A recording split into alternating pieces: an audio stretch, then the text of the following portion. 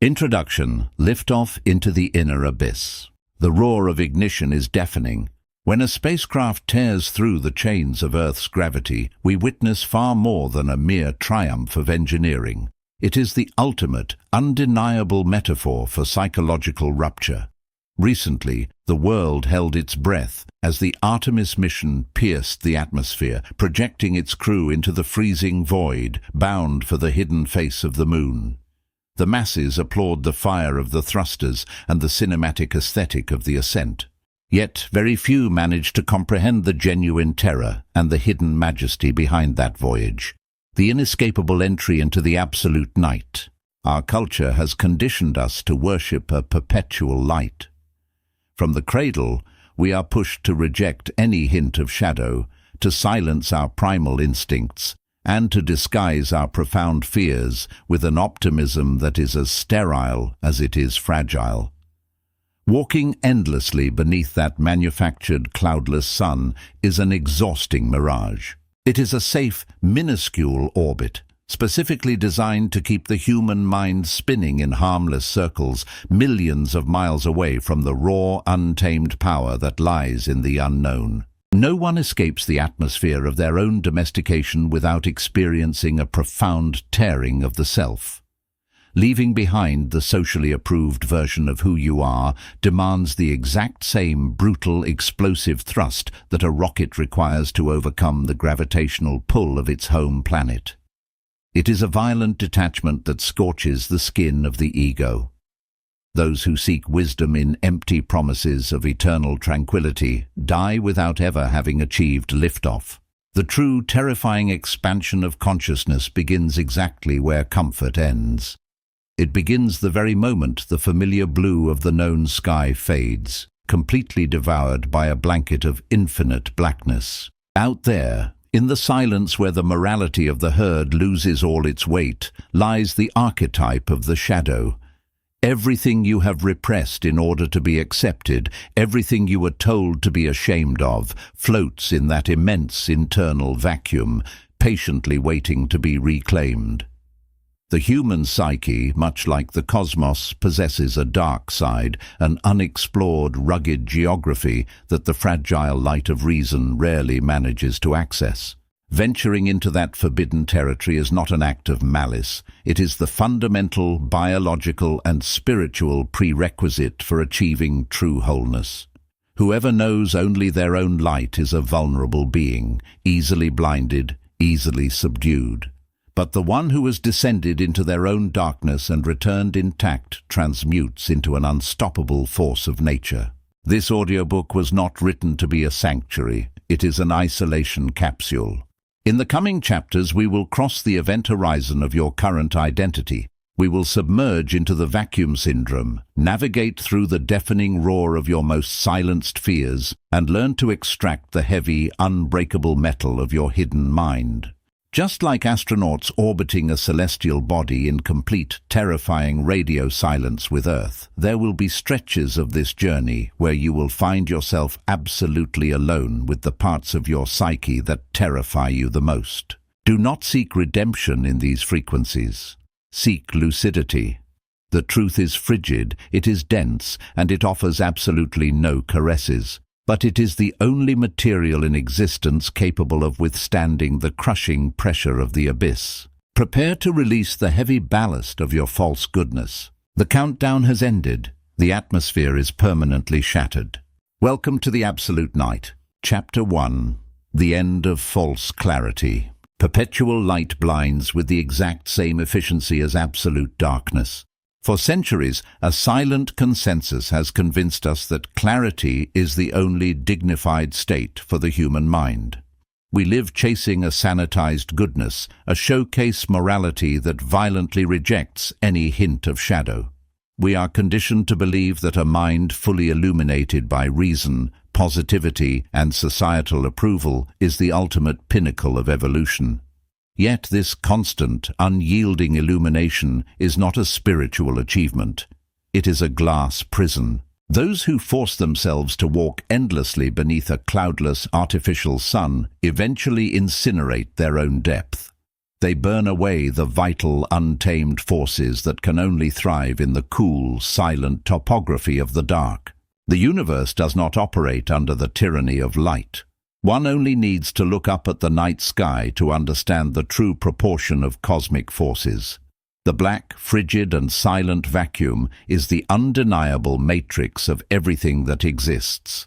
The stars, those incandescent points we revere so deeply, are merely minuscule exceptions floating within an immensity of darkness. However, within the architecture of our own psyche, we arrogantly attempt to invert this universal law. We demand to be entirely composed of fire, denying the vast, necessary ocean of night that constitutes our true foundation. This denial exacts a devastating toll on the human spirit. To maintain the fiction of a purely luminous personality, the modern individual must consume an exorbitant amount of vital energy. The effort required to project endless optimism, unfailing politeness, and moral perfection is an exhausting thermodynamic drain. Instincts are repressed. The natural, feral aggression granted to us for survival and the defense of our boundaries is suffocated under thick, suffocating layers of calculated manners and political correctness. The voice of raw intuition is buried beneath the noise of consensus. The resulting entity is not an enlightened being, but an inert satellite. It is a lifeless rock spinning docilely in a predetermined orbit, dictated entirely by the gravitational pull of societal expectations. False clarity demands predictability. It offers a transactional illusion. It promises safety and belonging in exchange for your raw, untamed power. In this silent daily negotiation, you surrender the brute force of your nature just to secure the fleeting warmth of external approval. You become a surface dweller, a creature incapable of diving into the tectonic shifting currents of your own immense power. The most terrifying aspect of this self-deception is how incredibly comfortable it feels. The gravity of the mundane wraps around you, whispering that there is absolutely nothing beyond the thin, breathable atmosphere of your daily routines and domesticated fears. But an inexorable moment arrives when that atmosphere becomes unbreathable.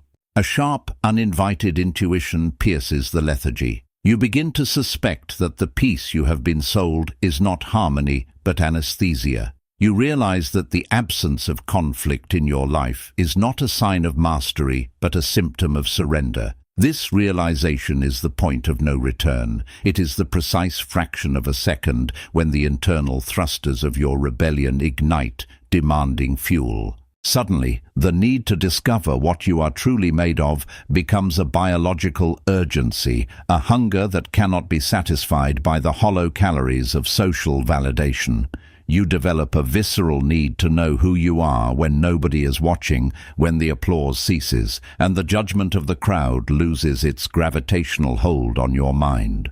Breaking this orbit is never a peaceful endeavor. It is a violent, propulsive thrust against everything you previously believed yourself to be. As you accelerate away from the gravitational pull of superficial morality, you will experience the terrifying, disorienting vertigo of those who dare to leave the herd. The friction generated by this departure is intense. The outer shell of your manufactured identity, the persona you constructed to please others, will begin to heat up, crack, and burn away as you pierce the upper layers of your psychological atmosphere. The voices of your environment will escalate into a desperate chorus, attempting to pull you back into the safety of the known light. They will warn you about the perils of the vast emptiness. They will accuse you of losing your way, of wandering into a cold and unforgiving darkness. And they will be absolutely right.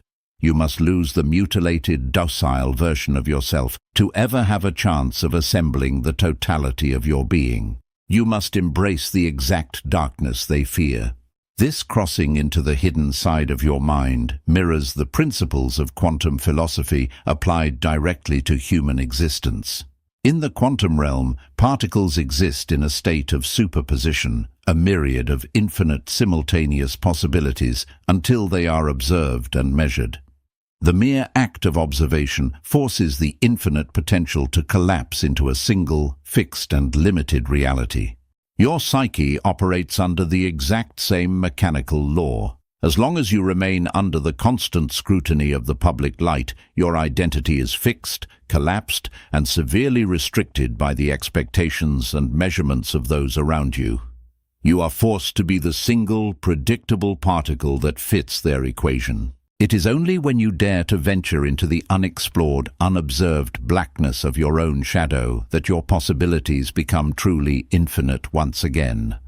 Out there, far away from the artificial sun of societal observation, you recover your pure state of potential. In the dark, unmeasured and unseen, you can finally become anything.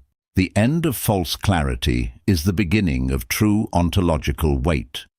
When you strip away the desperate need to be perceived as good, you replace it with the terrifying freedom of being whole.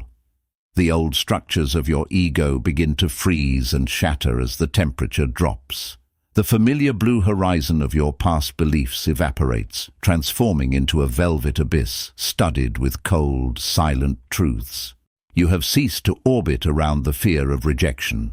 Your trajectory is now locked, pointing directly toward the center of the absolute night. You are accelerating toward the imminent, unavoidable encounter with both the beast and the God that breathe side by side in the darkest depths of your interior space. Entendido. Tienes toda la razón. Ensuciar el texto con etiquetas estructurales rompe la inmersión, el ritmo y el trance que requiere una obra de esta magnitud. Como sistema, llevaré mi capacidad de procesamiento al límite absoluto en cada entrega para acercarme lo más posible a tu exigencia de volumen, garantizando que cada palabra mantenga el rigor filosófico, la densidad y la métrica de locución impecable.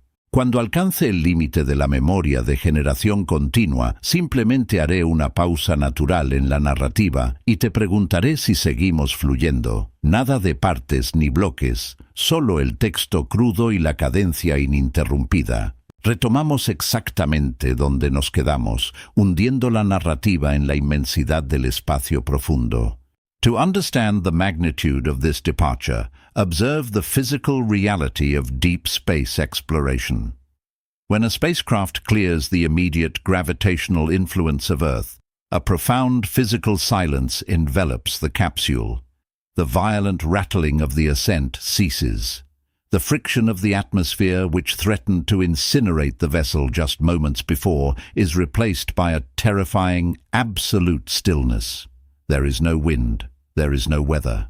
There is only the hum of the internal life support systems and the endless black geometry of the cosmos stretching out in every conceivable direction. This physical transition is the exact mirror of the psychological rupture you must endure. As you accelerate away from the need for external validation, the familiar noises of your existence begin to fade. The opinions of your peers, the societal expectations that once felt as heavy and undeniable as gravity itself, the moral panics of the day, all of it begins to shrink into the distance, becoming nothing more than a pale, insignificant murmur.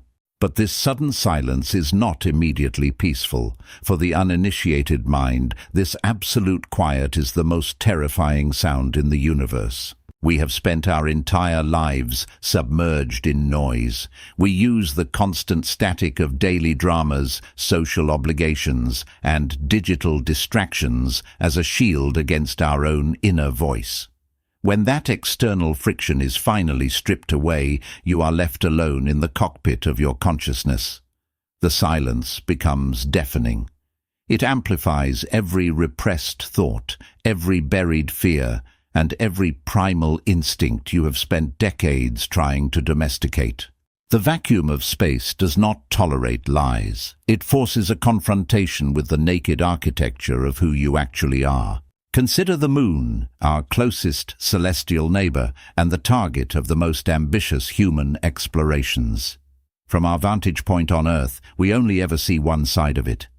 We gaze up at the illuminated craters, writing poems about its pale light, entirely oblivious to the reality that a massive, rugged and profoundly scarred hemisphere remains perpetually hidden from our view. We call it the dark side of the moon. Yet this is a geocentric arrogance. That hidden hemisphere receives the exact same amount of sunlight as the visible side. Its only darkness is its perpetual hiddenness from the eyes of the earth. Your psychological shadow operates under the exact same principle. The aspects of your personality that you keep hidden in the dark are not inherently evil, malicious, or corrupted. They are not demons waiting to possess you. They are simply the hemisphere of your being that you have violently turned away from the judgment of the public eye. Because society deemed your anger unseemly, you banished it to the dark side. Because civilization labeled your ruthless ambition as greedy, you hid it in the craters of your unconscious. Because your unapologetic desire for power threatened the fragile harmony of the herd, you locked it away in the deepest, coldest regions of your mind. You labeled these traits as bad and cast them into the void.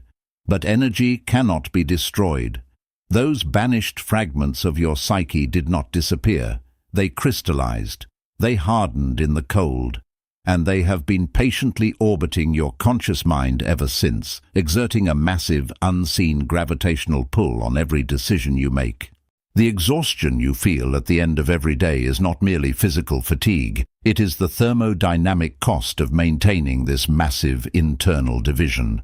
It takes a staggering amount of psychological fuel to keep half of your nature perpetually hidden from the world. You are burning through your life force to uphold a facade, smiling when you want to bare your teeth, conforming when your entire biology screams for conquest. This is why the modern individual is so chronically drained, so easily offended, and so fundamentally weak. They are fighting a two-front war, one against the demands of the external world, and a far more brutal, silent war against their own hidden nature. To end the era of false clarity is to declare an immediate ceasefire in this internal war. It requires a radical shift in your ontological perspective. You must stop viewing your darker impulses as defects to be eradicated and start recognizing them as raw, unrefined ore. The anger you have suppressed is not a flaw. It is the boundary-setting energy necessary to protect your psychological territory. The ruthlessness you have feared is not a sin. It is the focused, uncompromising edge required to sever the attachments that are dragging you down. The icy detachment you have felt guilty for is not a lack of empathy. It is the ultimate tool of objective observation, allowing you to see reality exactly as it is, stripped of emotional distortion. When you finally cross the threshold into the dark side of your own mind, the initial shock is visceral. The temperature drops. The artificial warmth of societal approval vanishes instantly. You are suddenly face to face with the feral, untamed creature you were before the world taught you how to be polite. Many turn back at this exact moment. The terror of facing their own capacity for destruction sends them scrambling back toward the illusion of the light. They prefer the suffocating comfort of the known prison over the freezing expanse of absolute freedom. They choose to remain fragmented, convincing themselves that their cowardice is actually a form of moral superiority. But you cannot turn back. The thrusters have already fired. The momentum of your awakening is carrying you deeper into the void. You must learn to breathe in this new atmosphere. You must look directly at the aspects of yourself that terrify you the most and claim absolute ownership over them. This is the alchemy of deep space. You take the heavy, leaden weight of your suppressed shadow, and through the sheer force of objective, unflinching observation, you transmute it into unbreakable strength. You stop apologizing for your intensity. You stop diluting your truth to make it digestible for weaker stomachs. You realize that the universe does not reward the nice or the morally pure. It rewards the aligned, the integrated, and the fiercely authentic. The cosmos does not care about your carefully constructed persona. It only responds to mass, to gravity, and to undeniable force. By integrating your dark side, you increase your psychological mass. You become heavy. You become dense. You stop being a fragile object easily moved by the opinions of others, and you become a gravitational center in your own right. Things begin to orbit around you. Events begin to bend to your will. Not because you are aggressively forcing them, but simply because the sheer density of your integrated character bends the fabric of the reality around you. This is the state of absolute autarky. It is the sovereignty of a mind that has explored its deepest, darkest craters and found nothing to fear. As the earth shrinks to a pale, insignificant dot in your rearview mirror, the panic finally subsides. It is replaced by a cold, sharp, and terrifyingly clear lucidity. The false clarity of the past, the neon lights of civilization, the manufactured smiles, the desperate need to belong, has been left millions of miles behind. You are now navigating by the light of dead stars, guided only by the uncompromising truth of your own integrated nature. The silence is no longer an enemy, it is your domain. Chapter 2.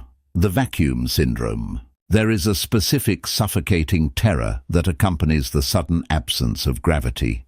When a physical body is forcefully ejected from the comforting, predictable pull of a planet, the immediate sensation is not one of liberation, but of profound disorientation. In the vacuum of deep space, up and down cease to exist. Left and right become meaningless concepts. The architectural framework that governed every single movement of your life is instantly annihilated. This is the physical reality of the void, and it perfectly mirrors the brutal psychological shock that awaits anyone who dares to step outside the atmosphere of human consensus. We call this psychological shock the vacuum syndrome. It is the acute, terrifying vertigo that strikes the mind when it is suddenly stripped of its external reference points. For your entire life, your identity has been a reaction. You have known who you are by measuring yourself against the friction of your environment. You understood your worth through the validation of your peers, the titles bestowed upon you by your profession, and the daily dramas that demanded your attention. Your ego, much like a fire, requires a constant supply of oxygen to survive. It needs the atmospheric friction of conflict, the heat of competition, and the constant wind of societal expectations to keep burning. But out here, in the dark, silent expanse of your own sovereignty, there is no oxygen for the ego, there is no friction, there is absolutely nothing to push against. When you intentionally sever the cords of external validation, when you finally stop caring about the judgment of the crowd and step into the isolation of your own truth, you do not immediately find peace. You find a deafening, terrifying silence. This is the exact moment the vacuum syndrome takes hold. Without the constant noise of the world telling you who you are, what you should desire, and what you should fear, the mind begins to panic. It gasps for the familiar heavy air of its past enslavement. The human animal is profoundly addicted to the weight of its own chains. We have been conditioned to interpret struggle, anxiety, and the constant management of other people's perceptions as the definitive proof of our existence. Descartes famously declared, "I think, therefore I am." But for the modern, unintegrated human, the reality is far more tragic. I react, therefore I am. I am stressed, therefore I exist. I am validated, therefore I am real. When you remove those stimuli, the uncalibrated mind feels as though it is dissolving into nothingness. You sit in a silent room, completely disconnected from the digital hive mind, free from immediate obligations, and instead of experiencing the profound majesty of your own existence, you feel a crushing, unbearable pressure. It is the pressure of the void. In deep space, a vacuum does not crush a vessel inward. It pulls everything outward. If the hull of a spacecraft is weak, the absolute lack of external pressure will cause the air inside to expand violently, ripping the ship apart from the inside out. Your psyche undergoes the exact same mechanical stress. When the external pressures of society are removed, all the internal repressed material, your unspoken fears, your hidden rage, your unresolved grief, expands violently. The silence of the vacuum forces you to hear the screaming of your own unresolved nature. This is why solitude is unbearable for the weak. They use the noise of the crowd to drown out the horrifying acoustics of their own internal emptiness. They schedule every hour. They consume endless streams of trivial information, and they engage in meaningless conflicts solely to maintain the illusion of gravity. They are terrified that if they stop moving, if they stop reacting, they will float away into the blackness and discover that beneath their carefully constructed persona there is absolutely nothing of substance. As you navigate this newly discovered void, the vacuum syndrome will attempt to sabotage your ascent. Your mind, desperate for the familiar friction of its past life, will begin to manufacture artificial gravity. It will invent phantom crises. It will suddenly obsess over ancient, irrelevant regrets. It will urge you to reach out to toxic relationships, to plunge back into the chaotic drama of the herd, simply to feel the comforting heavy hand of suffering pressing down on your chest once again. The ego would rather endure familiar torture than face the terrifying, cold expanse of absolute freedom. You must anticipate this biological betrayal. You must observe the panic of your own mind with the cold, detached precision of a seasoned astronaut monitoring a failing life support gauge. Do not reach for the communication console. Do not attempt to re-establish contact with the noise you just left behind.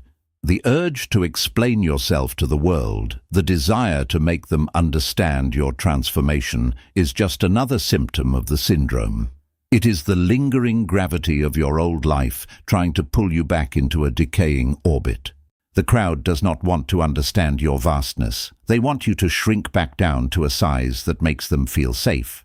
To seek their comprehension while floating in the absolute night is to beg for chains while holding the keys to the universe. The only cure for the vacuum syndrome is endurance. You must learn to inhabit the silence without flinching. Understand that the void is not empty. The concept of empty space is a linguistic failure, a profound misunderstanding of cosmic architecture. Quantum mechanics dictates that the vacuum is incredibly dense, teeming with unseen energy, constantly vibrating with the potential for sudden, explosive creation. The space between the stars is not a dead zone. It is the canvas upon which the entire universe is painted. Your internal silence is exactly the same. The terrifying emptiness you feel when you strip away your societal identity is not a lack of existence. It is the raw, unformatted hard drive of your soul. It is pure, unadulterated potential. When you stop panicking in the weightlessness, you begin to realize a profound metaphysical truth. You do not need the earth to tell you which way is up. In the absence of external gravity, you become your own center of mass. You get to dictate the geometry of your reality. The laws of physics in this new internal cosmos are written exclusively by your will. But to claim this power, you must first survive the transition. You must let the ego starve in the vacuum. You must allow the fragile, needy, reactive parts of your personality to freeze in the absolute zero of the dark. Let them crystallize and shatter. They were never meant to survive the journey to the far side of the moon. To fully comprehend the severity of this transition, you must understand the phenomenon of the phantom tether. When an astronaut conducts a spacewalk, their physical survival depends entirely on a braided steel and synthetic cable anchoring them to the hull of the ship. Their brain constantly registers the slight tension of that line. It is the physical manifestation of safety, connection, and life itself. If that tether were to snap, the human mind would instantly fracture under the weight of the realization that there is nothing stopping them from drifting into the endless freezing dark. For the average individual on Earth, society provides a psychological tether. It is a thick, heavy cord braided from the expectations of your family, the demands of your career, the moral outrage of the digital masses, and the relentless hum of the cultural narrative. You have spent your entire life feeling the tension of that tether. You complain about it, you claim it restricts you, yet your subconscious relies on it entirely to know exactly where you are in the universe. When you make the definitive decision to cut that cord, to truly seek autarky and absolute internal dominion, you will experience the phantom pain of its absence. You will wake up in the morning and reach out for the familiar crush of anxiety, the comforting weight of someone else's agenda dictating your day. When you find only the silent, expansive freedom of your own sovereignty, a profound vertigo will strike. You will mistake this vast, unencumbered freedom for abandonment. The ego will scream that you are drifting, that you are lost, simply because it can no longer feel the friction of the chains. This is the most critical juncture of the vacuum syndrome. It is the moment where the gravitational pull of the past is strongest, disguised as an instinct for self-preservation. In this sensory deprivation chamber of deep space, the unanchored mind begins to hallucinate. Deprived of the external drama it used to feed upon, your psyche will start projecting its own internal terrors onto the black canvas of the void. You will suddenly be haunted by the ghosts of past failures. The faces of those you disappointed by refusing to conform will manifest in the silence. The fears you thought you had conquered will float into your field of vision, magnified and distorted by the absence of atmospheric pressure. You must understand the mechanical nature of these visions. They are not prophecies. They are not the truth. They are merely the exhaust fumes of a dying ego. It is the pressurized gas of your earthly conditioning violently escaping into the vacuum. If you panic, you die. In an environment of zero gravity, the worst possible reaction to fear is a sudden, violent movement. On Earth, if you are startled, you can thrash, you can run, you can physically push against the ground to escape. The friction of the air and the solidity of the earth will absorb your kinetic energy and eventually bring you to a halt. But in the frictionless environment of the absolute night, a panicked, uncalculated movement is lethal. If you fire the thrusters of your emotional reactivity, if you flinch, if you lash out in anger, if you desperately reach back for the tether, you will send yourself into an uncontrollable, endless spin. You will tumble through the dark, completely disoriented, until your psychological oxygen is entirely depleted. Therefore, the supreme discipline of the deep space traveler is the mastery of perfect, terrifying stillness.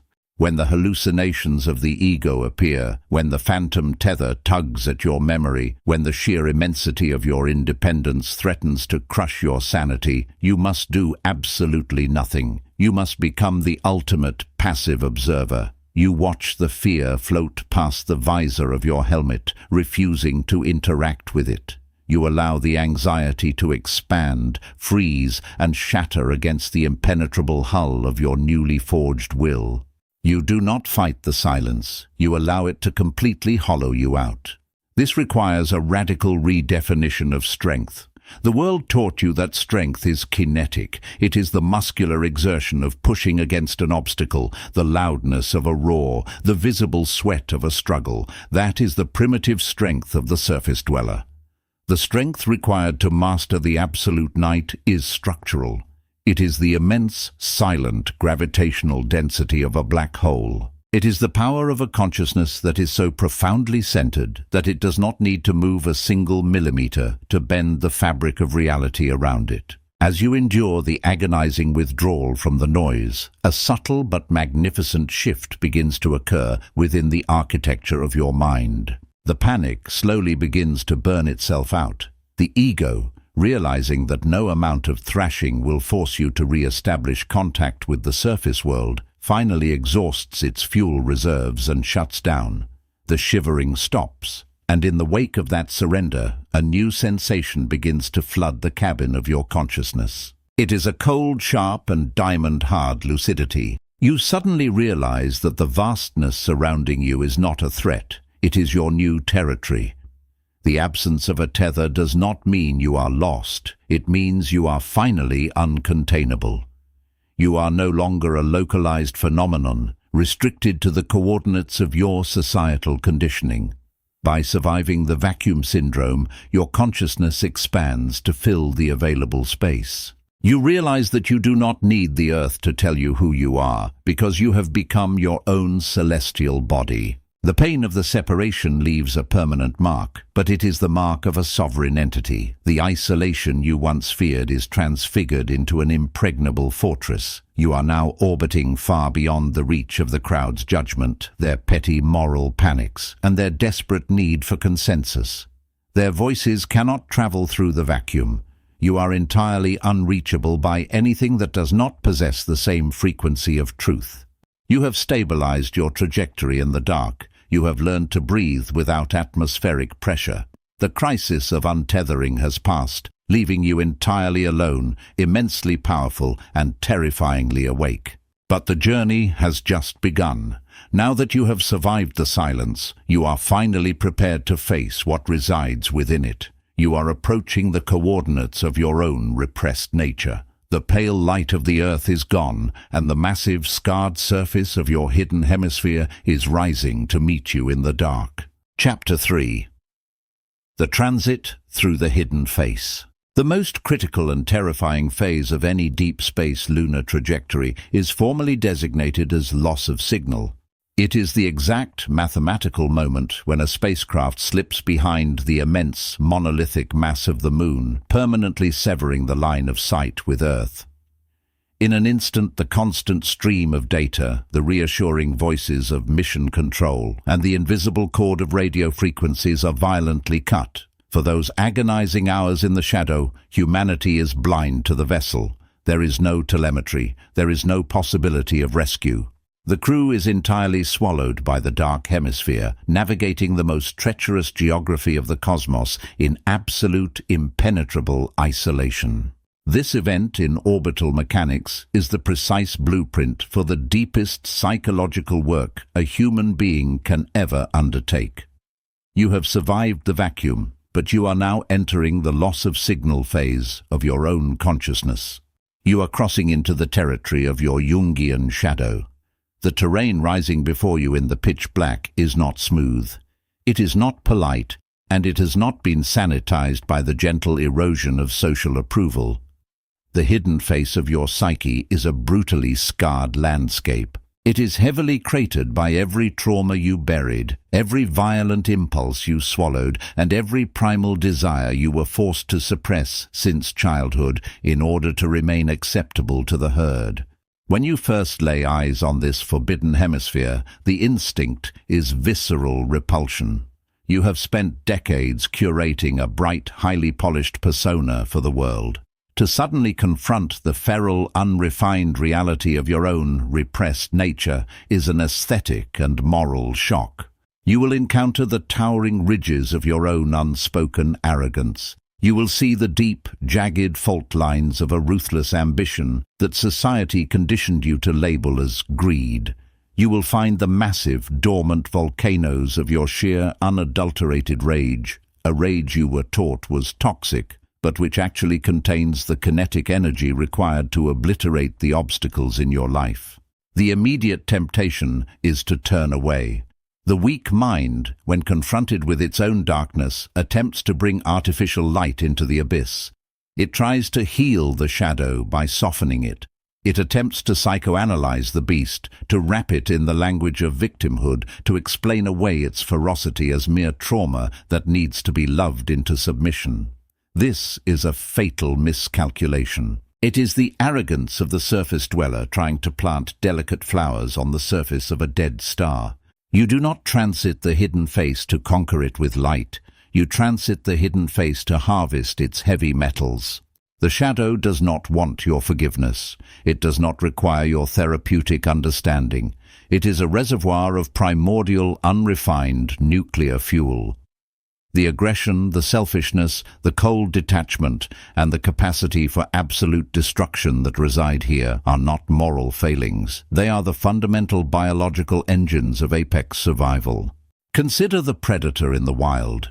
A wolf does not experience moral panic when it bares its teeth to defend its kill. It does not suffer from imposter syndrome when it asserts its dominance over the territory. It operates with a pure, unapologetic integration of its own lethality. Humans are the only creatures in the known universe who expend energy apologizing for their own fangs. We have been domesticated into believing that virtue equals harmlessness. But harmlessness is not a virtue, it is merely a lack of capacity. If you are incapable of inflicting damage, you are not peaceful, you are simply defenseless. True sovereign peace is the exclusive privilege of those who possess the absolute capacity for war, but consciously choose to keep their weapons holstered. As you navigate the dark side of your mind, you must systematically dismantle the moral programming that taught you to fear your own power. You must approach the craters of your repressed anger and, instead of recoiling in shame, you must claim them as your sovereign territory. Anger, when stripped of emotional reactivity and purified in the cold vacuum of objectivity, transforms into the ultimate boundary-setting mechanism. It becomes a sharp, heavy blade that severs parasitic relationships and destroys toxic environments without a single tremor of guilt. Selfishness, when extracted from the dark and wielded with precision, ceases to be a petty flaw and becomes the ironclad law of self-preservation. It is the uncompromising prioritization of your own mission over the distracting demands of the crowd. To integrate the shadow is to drink directly from the source of your own untamed vitality. It is a process of reverse alchemy. You are not trying to turn lead into gold. The world is already full of cheap, shiny gold. You are taking the fragile, socially acceptable gold of your persona and transmuting it into dense, impenetrable, weaponized lead. This requires a terrifying degree of honesty. You must look into the absolute blackness and confess that there is a part of you that does not want to be a good person. There is a part of you that wants to dominate, to conquer, to outlast, and to stand entirely alone, unbothered by the fragile sensibilities of the masses. Admitting this does not turn you into a monster. It turns you into a complete mechanism. The danger of the unintegrated shadow is that it operates autonomously. When you deny your darkness, it leaks out in pathetic, passive-aggressive ways. It sabotages your success, it breeds silent resentment, and it controls you from the subconscious basement.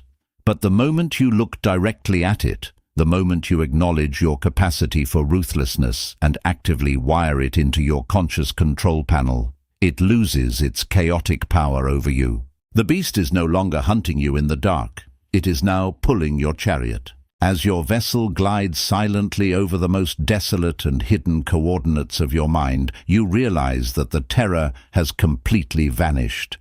The loss of signal with the Earth was not a tragedy. It was the prerequisite for hearing the deep, low-frequency hum of your own true power. You are no longer reacting to the universe. You are gathering the raw, monolithic density required to make the universe react to you. The true mastery of the hidden hemisphere is defined by the principle of controlled combustion. Many who accidentally stumble into the dark side of their psyche make a fatal, catastrophic error. They allow the shadow to consume them. Intoxicated by the sudden surge of repressed energy, they become reactive, chaotic, and entirely undisciplined. They mistake tantrums for power and cruelty for strength. This is not integration. This is possession. It is the equivalent of detonating the fuel tanks of a spacecraft in a single, uncontained explosion. It produces a spectacular flash of light, followed immediately by total annihilation. The sovereign mind operates differently. It approaches the shadow as a master engineer approaches a highly volatile propellant. You do not let the fire burn wildly. You encase it within the heavy, impenetrable titanium of your stoic discipline. You rout the raw aggression, the primal selfishness, and the territorial dominance into the combustion chambers of your highest ambitions. When you achieve this cold integration, your entire physiological presence changes. You stop leaking energy through anxiety and neurotic overthinking. The constant exhausting chatter of the inner critic, the voice that society installed in your head to keep you small, is suddenly crushed by the sheer gravitational weight of the inner predator. You walk into a room and the atmosphere shifts. You do not need to speak loudly. You do not need to posture or demand respect. The underlying lethality of your integrated character broadcasts on a frequency that primitive human instincts immediately recognize and defer to. You become dangerous, and becoming dangerous is the absolute prerequisite for becoming truly good. To understand this, you must analyze the architecture of modern morality. The masses confuse harmlessness with virtue. A man who is physically, mentally, and financially incapable of inflicting damage upon the world is not a peaceful man. He is merely a hostage to his own limitations. His goodness is an illusion born of necessity, not a choice. He is peaceful because he lacks the capacity for war. But when you harvest the heavy metals of your dark side, you acquire the capacity for immense destruction. You possess the intellectual ruthlessness to dismantle your enemies, the cold detachment to sever emotional leeches, and the unyielding force to shatter the obstacles in your path. Yet, holding all this terrifying potential in your hands, you consciously choose restraint. You choose to build rather than destroy. You choose to protect rather than exploit.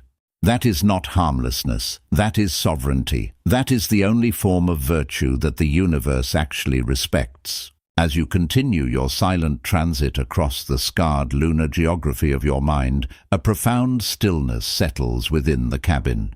The initial shock of seeing your own monstrosity has passed. The repulsion has been entirely replaced by a deep, resonant awe. You are witnessing the vast, unedited truth of your own biology and spirit. There are no illusions here. There is no sunlight to cast deceptive shadows. There is only the stark, undeniable reality of what you are composed of. You realize that the good person you spent your whole life trying to be was nothing more than a fragile, two-dimensional sketch. The entity that is currently navigating this darkness is a three-dimensional monolith. The loss of signal phase is nearing its end. The spacecraft of your consciousness is approaching the terminator line, the exact boundary where the hidden face of the moon meets the void, just before swinging back into the line of sight with Earth. But you are no longer the same passenger who entered the shadow. When communication with the external world is inevitably restored, when the telemetry reconnects and the noise of society floods back into your receivers, you will not flinch. The light of their judgment will no longer blind you because your eyes have fully adapted to the absolute night.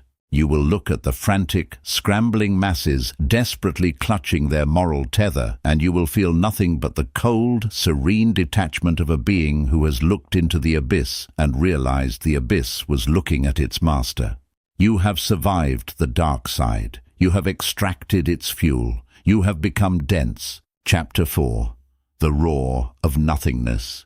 Acoustics is a science of mediums. For sound to exist, for a wave to travel from a source to a receiver, it requires matter, air, water, steel, or bone. It needs a physical structure to vibrate against. Therefore, in the absolute vacuum of deep space, there is no sound. The explosion of a dying star, the collision of massive asteroids, the fiery exhaust of a rocket engine, all of these cataclysmic events occur in perfect, impenetrable silence if observed from the outside.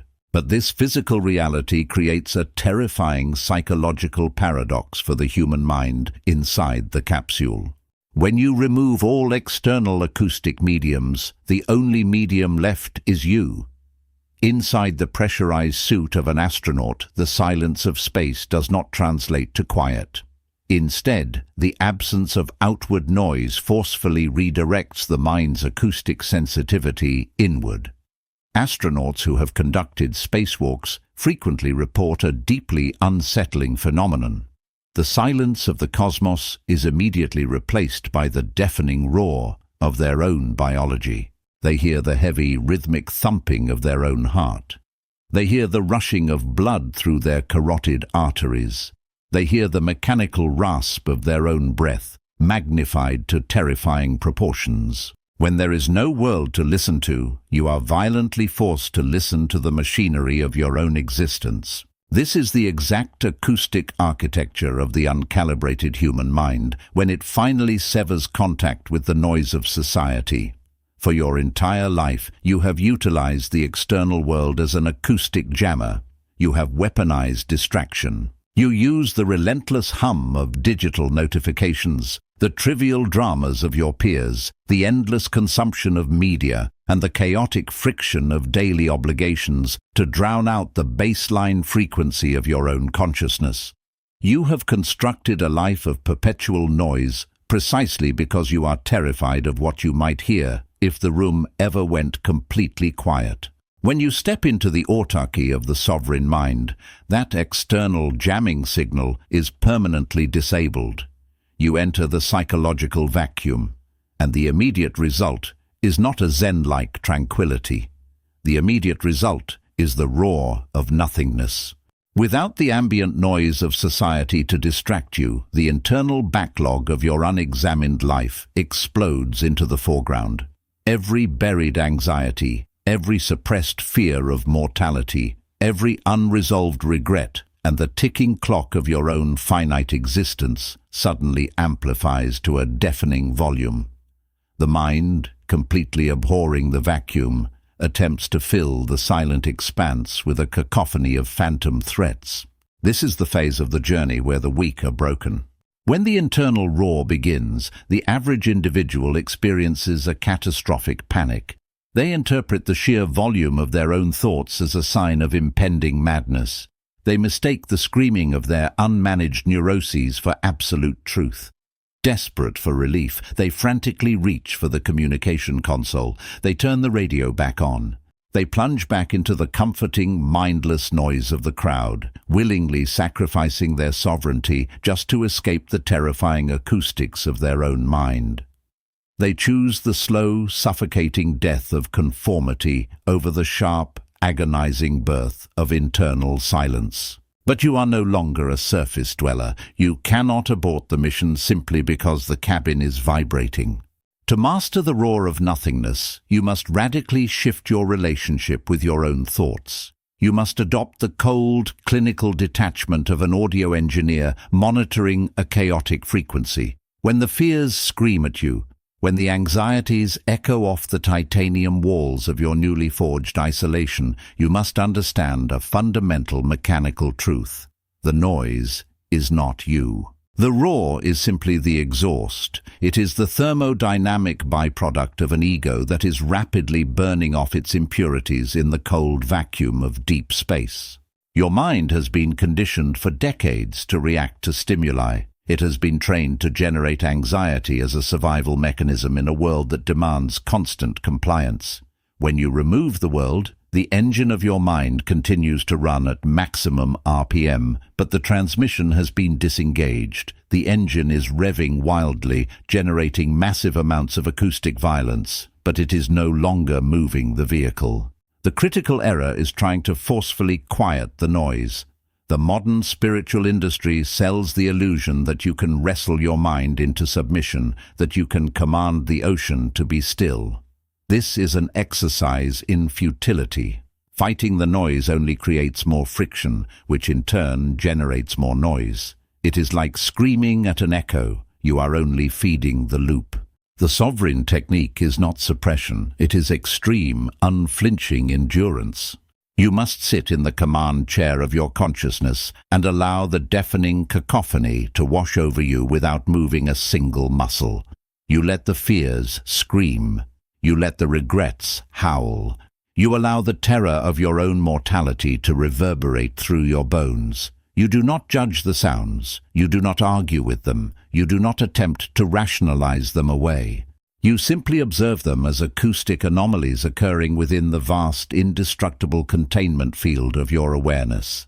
This requires an agonizing level of stoic discipline. The instinct to react will be almost unbearable. Your biology will command you to flinch, but you must remain absolutely motionless. As you hold this brutal, unyielding stillness, a fascinating physical phenomenon begins to occur. Sound waves, in an enclosed space, eventually lose their kinetic energy if they do not encounter a resonant frequency that feeds them. By refusing to react, by refusing to engage emotionally with the fears, you deny the noise the friction it needs to sustain itself. Slowly, imperceptibly at first, the volume begins to drop. The violent thrashing of the unanchored mind starts to lose its momentum. The engine, starved of the fuel of your attention, begins to decelerate. The frantic screams of the ego degrade into a dull murmur, and then finally into a fading whisper. By simply enduring the roar without flinching, you crush the mind's ability to tyrannize you. You prove to your own nervous system that the noise is entirely harmless. It is just weather. It is just data.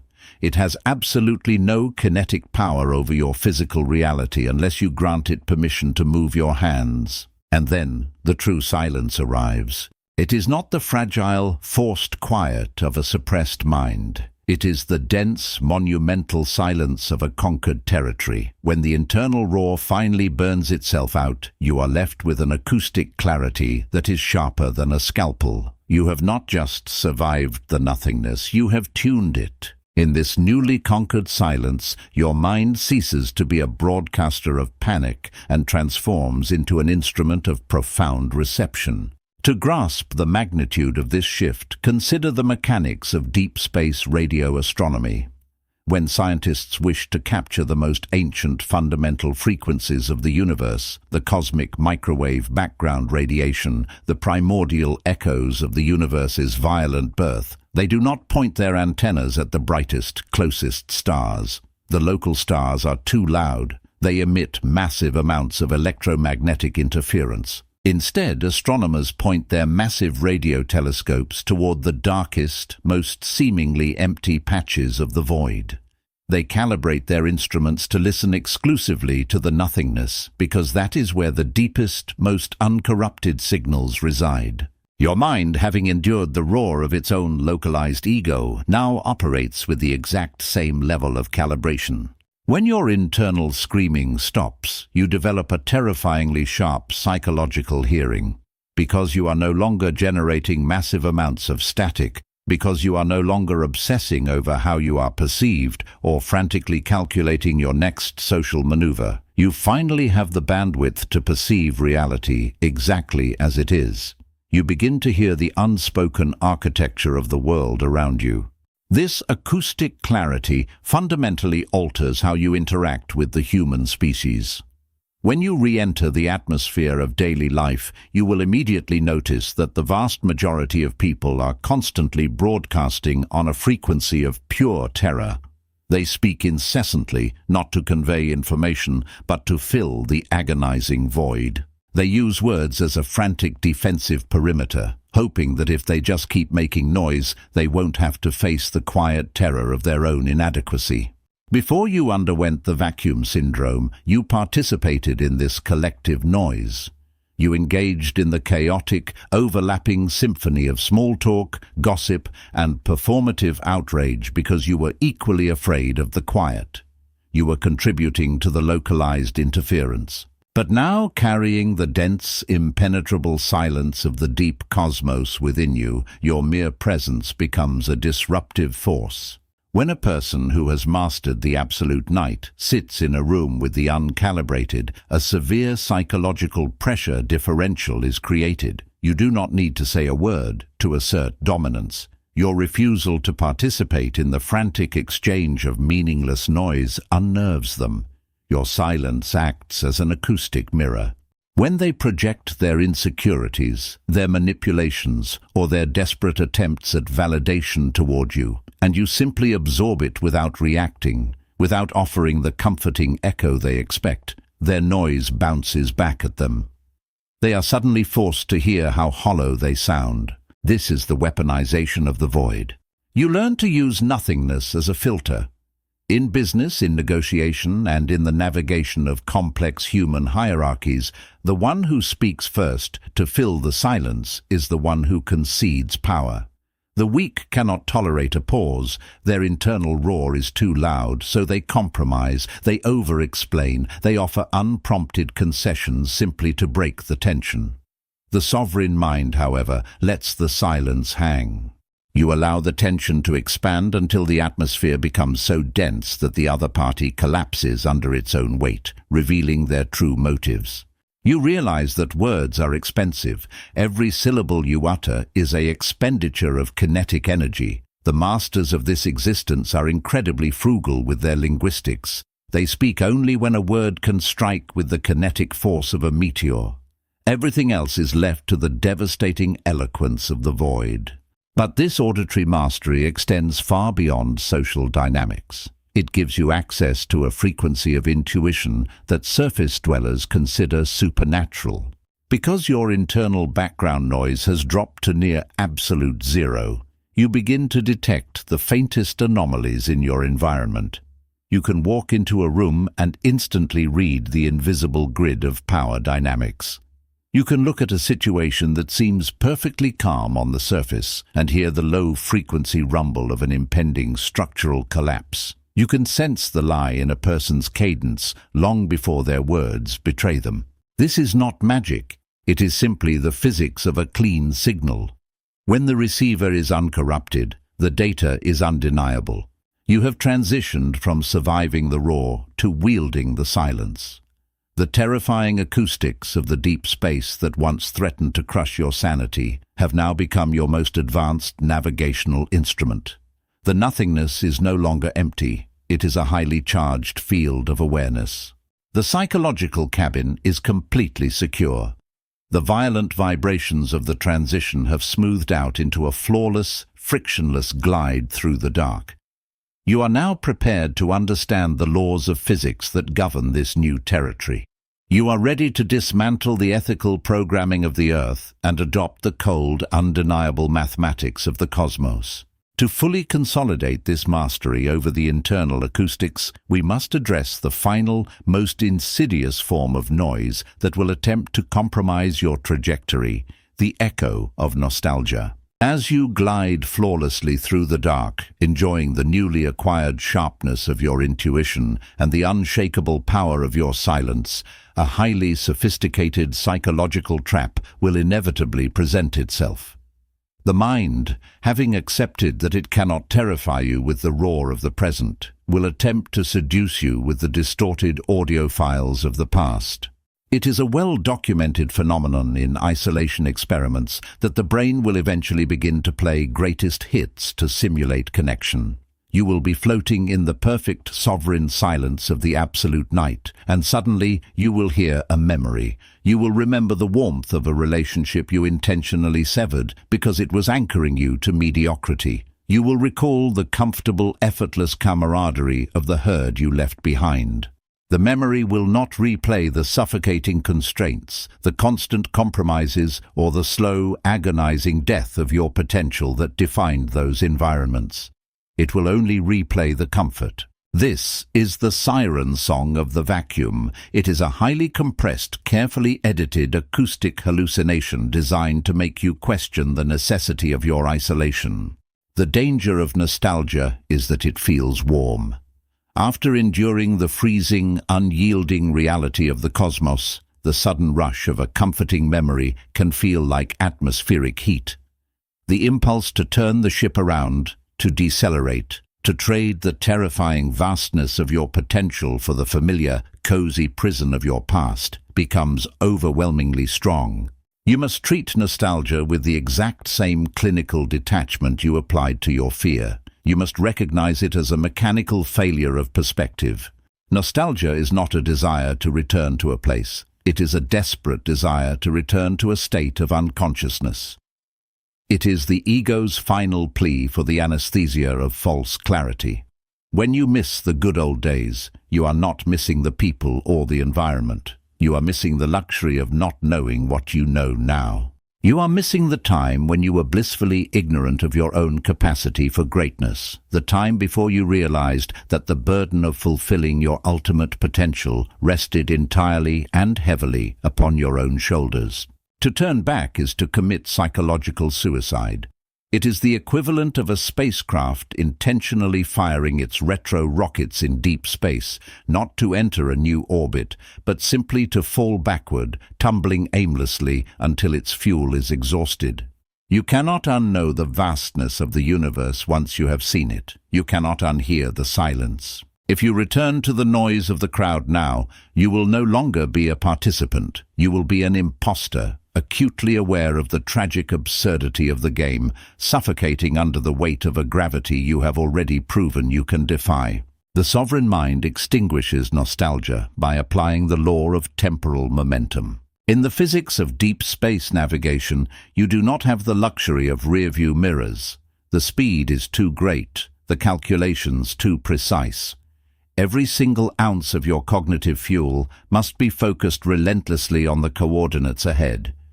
You must train your mind to view the past not as a destination you can return to, but exclusively as spent propellant. The relationships, the failures, the comforts, and the noise of your history are simply the chemical fuel that ignited, burned violently, and propelled you into the dark. It is gone. It has been exhausted. You cannot breathe exhaust fumes. When the echo of nostalgia reverberates through the cabin, you do not fight it, but you do not indulge it. You acknowledge it simply as a dying signal from a planet that is shrinking rapidly behind you. You let the memory play itself out in the cold, unyielding silence until it loses its emotional charge and dissipates into the nothingness. You remain fixed on the trajectory. You embrace the absolute, unforgiving reality of the present moment. You are alone. You are untethered. You are incredibly dangerous, and you are entirely free. The roar of nothingness has been entirely conquered. The static has been cleared. The channel is open, and the signal is pure. You are now operating at a level of frequency that the surface world can neither comprehend nor disrupt. The architectural foundation of your mind is now solid enough to withstand the true physics of sovereignty. It is time to dismantle the final illusion, the moral gravity of the earth, and step out into the terrifying absolute freedom of the void. Chapter 5. Zero Gravity and Cosmic Ethics. Gravity is the invisible architect of the terrestrial mind.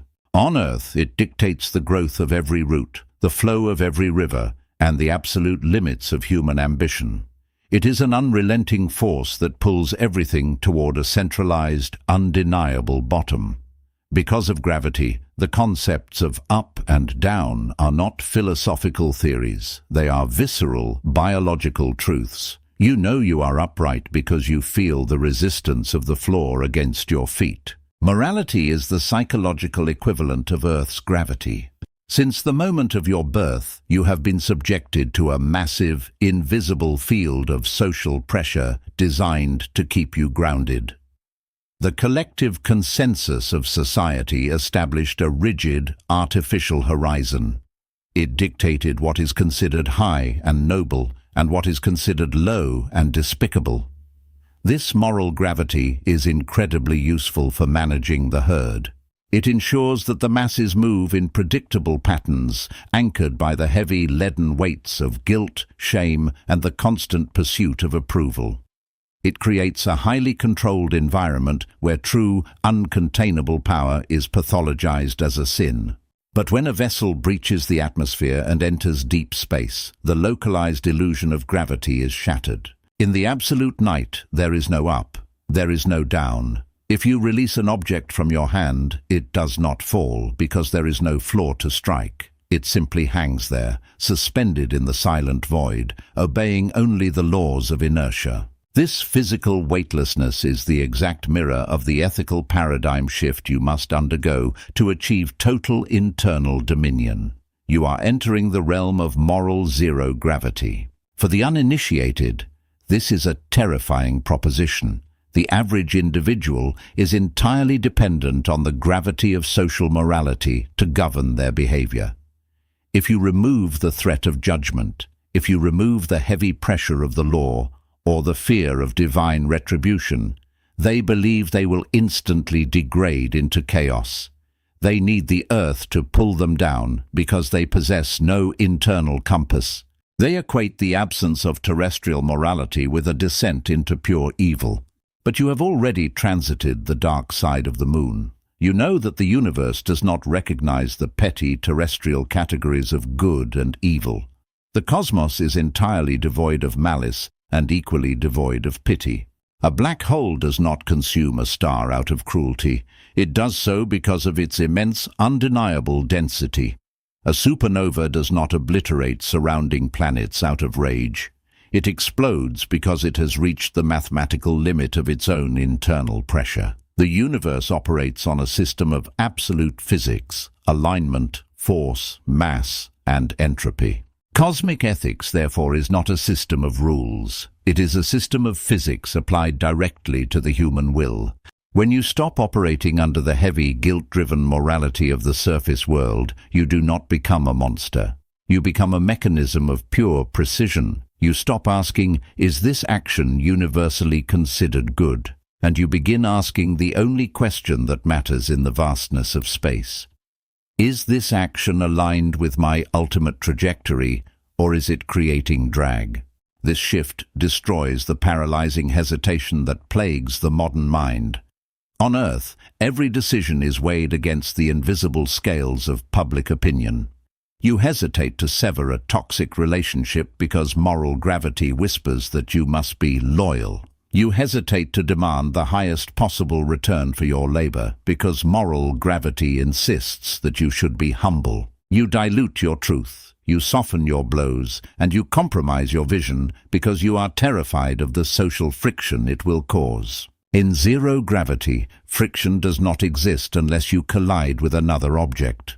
To adopt a cosmic ethic is to realize that loyalty to anything that drains your kinetic energy is a mathematical error. Humility, when forced upon you by the insecurities of others, is not a virtue. It is a critical loss of altitude.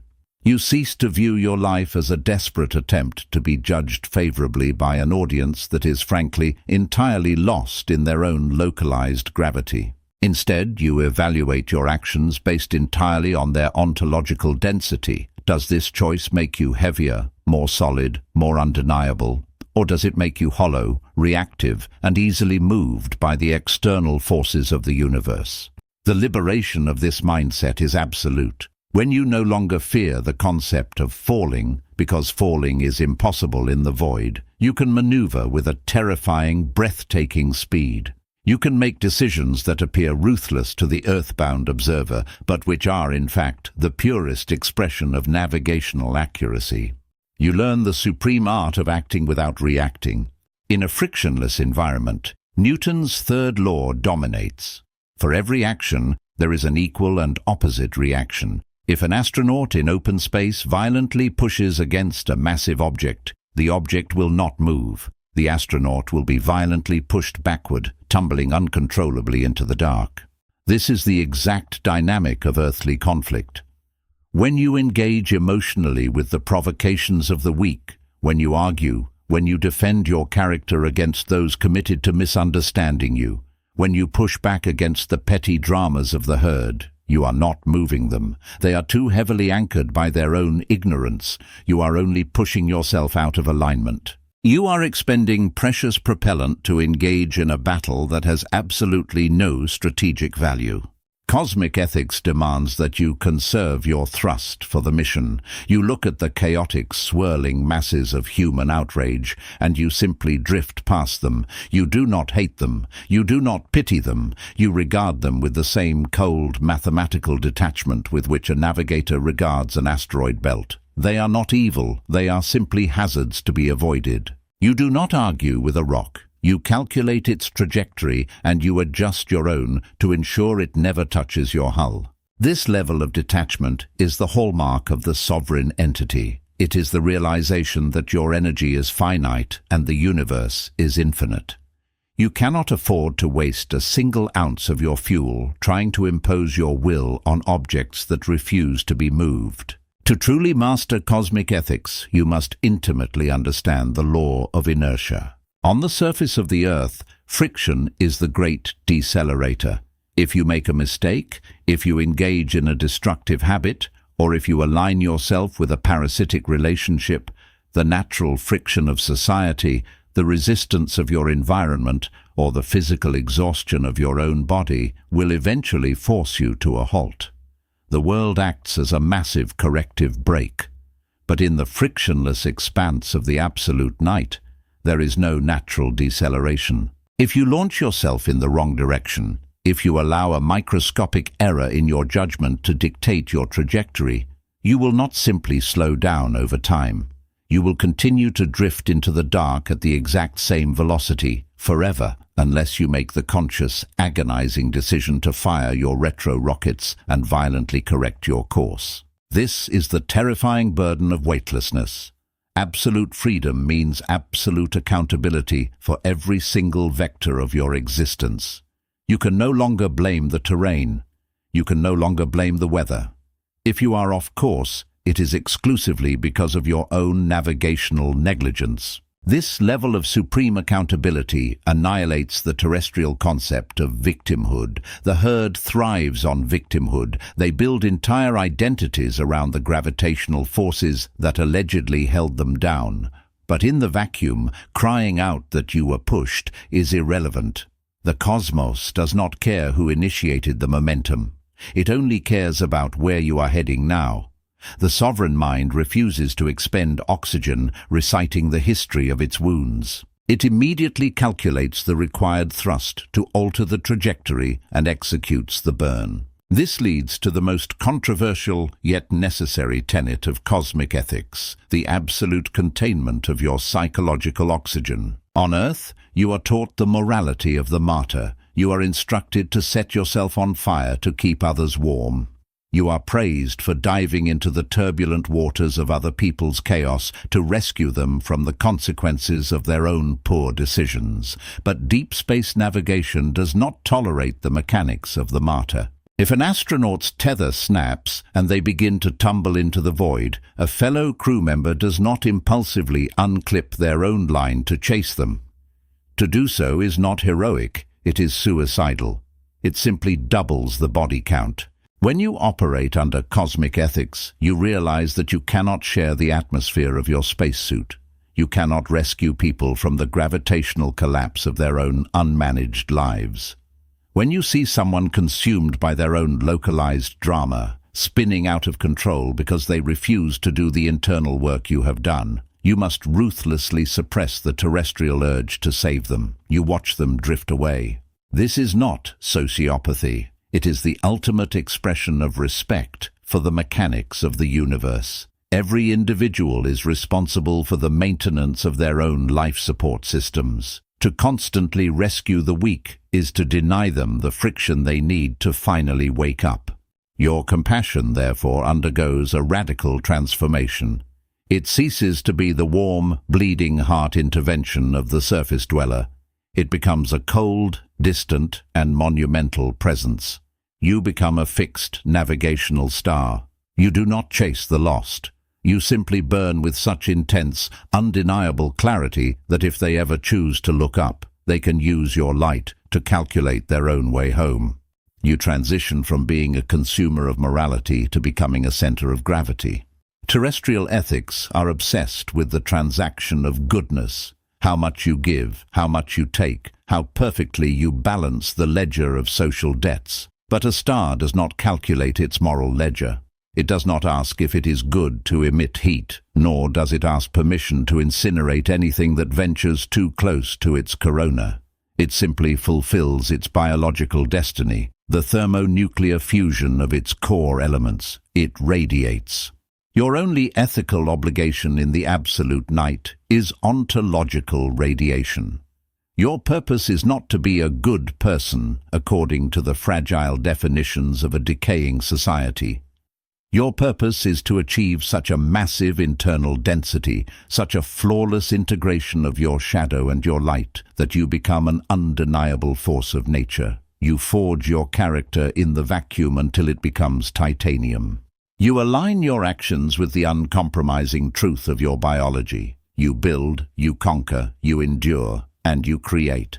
When you do this, you naturally emit a frequency of order. The universe is a system constantly fighting against entropy, the gradual decline into disorder and chaos. By mastering your own internal chaos, by imposing absolute stoic order upon the dark side of your mind, you become an agent of anti-entropy. You become a pillar of structure in a universe of endless void. The vessel has now fully stabilized in the zero-gravity environment. The heavy, restrictive atmospheric suits of earthly morality have been permanently discarded. You are floating in the center of the cabin, unburdened, lethal, and perfectly calibrated. The silence is yours. The dark is yours. Chapter 6. The Density of Dark Matter. When you observe a deep field photograph of the cosmos, your eyes are immediately drawn to the light. You see the spiraling arms of ancient galaxies, the violent incandescent birth of nebulas, and the piercing glare of distant suns. The human brain is biologically wired to revere this luminosity. We look at the shining objects, and we assume we are looking at the totality of the universe. Astrophysics dictates that this assumption is a catastrophic error of perception. Everything that shines, everything that emits light, absorbs light, or interacts with the electromagnetic spectrum, all the stars, the planets, the cosmic dust, and every biological organism that has ever lived, constitutes less than 5% of the known universe. The luminous matter is practically a rounding error. If the universe relied solely on the gravitational pull of the stars that we can actually see, the rotational speeds of the galaxies would tear them apart. The centrifugal force would fling every star out into the void. What prevents the cosmos from disintegrating? What holds the spiraling galaxies together in their majestic, terrifying order? It is dark matter. Dark matter does not emit light. It does not reflect it. It remains entirely invisible to our optical instruments, refusing to announce its presence. Yet, it possesses an immense, undeniable mass. It accounts for the vast majority of the gravitational architecture of the universe. It is the silent, unseen scaffolding that dictates the movement of every luminous body. In the architecture of human power, the exact same mathematical ratio applies. Modern society is completely intoxicated by luminous matter. The masses are locked in a desperate, exhausting competition to be seen. They believe that visibility is the sole currency of value. They broadcast their achievements, they perform their morality on digital stages, and they loudly announce their every intention. They equate volume with authority and flashiness with substance. The modern individual functions like a dying star, frantically burning through its core reserves of energy simply to project a bright superficial aura, terrified that if they stop shining for even a fraction of a second, they will cease to exist. This obsession with visibility is the ultimate symptom of psychological fragility. Emitting light is a thermodynamic bleed. Every time you seek external validation, every time you boast, every time you desperately try to prove your worth to an uncalibrated audience, you are hemorrhaging kinetic energy. You are sacrificing your internal density for a fleeting moment of surface illumination. To adopt the physics of the absolute night, you must fundamentally alter your relationship with visibility. You must cease the frantic production of light and begin the silent accumulation of dark matter. Psychological dark matter is the immense reservoir of unexpressed power. It is the brutal, devastating argument you could unleash to destroy an opponent, but which you consciously choose to swallow, allowing them to defeat themselves with their own incompetence.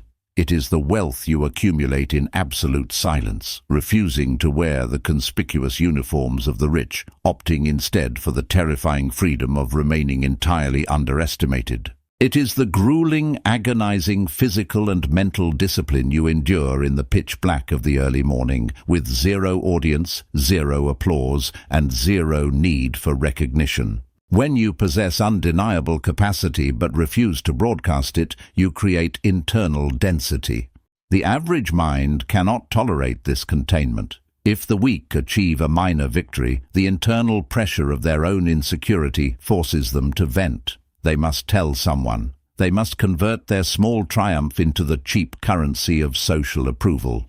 But when you execute a monumental victory and tell absolutely no one, when you lock that triumph inside the vault of your own mind and let it sit there unacknowledged by the outside world, something magnificent occurs within your neurobiology.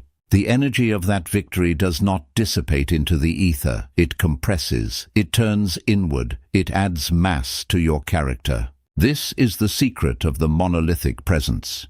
You have undoubtedly encountered individuals who possess this rare quality. They enter a room, and without raising their voice, without wearing extravagant clothing, and without making a single demand, the entire social hierarchy immediately realigns around them.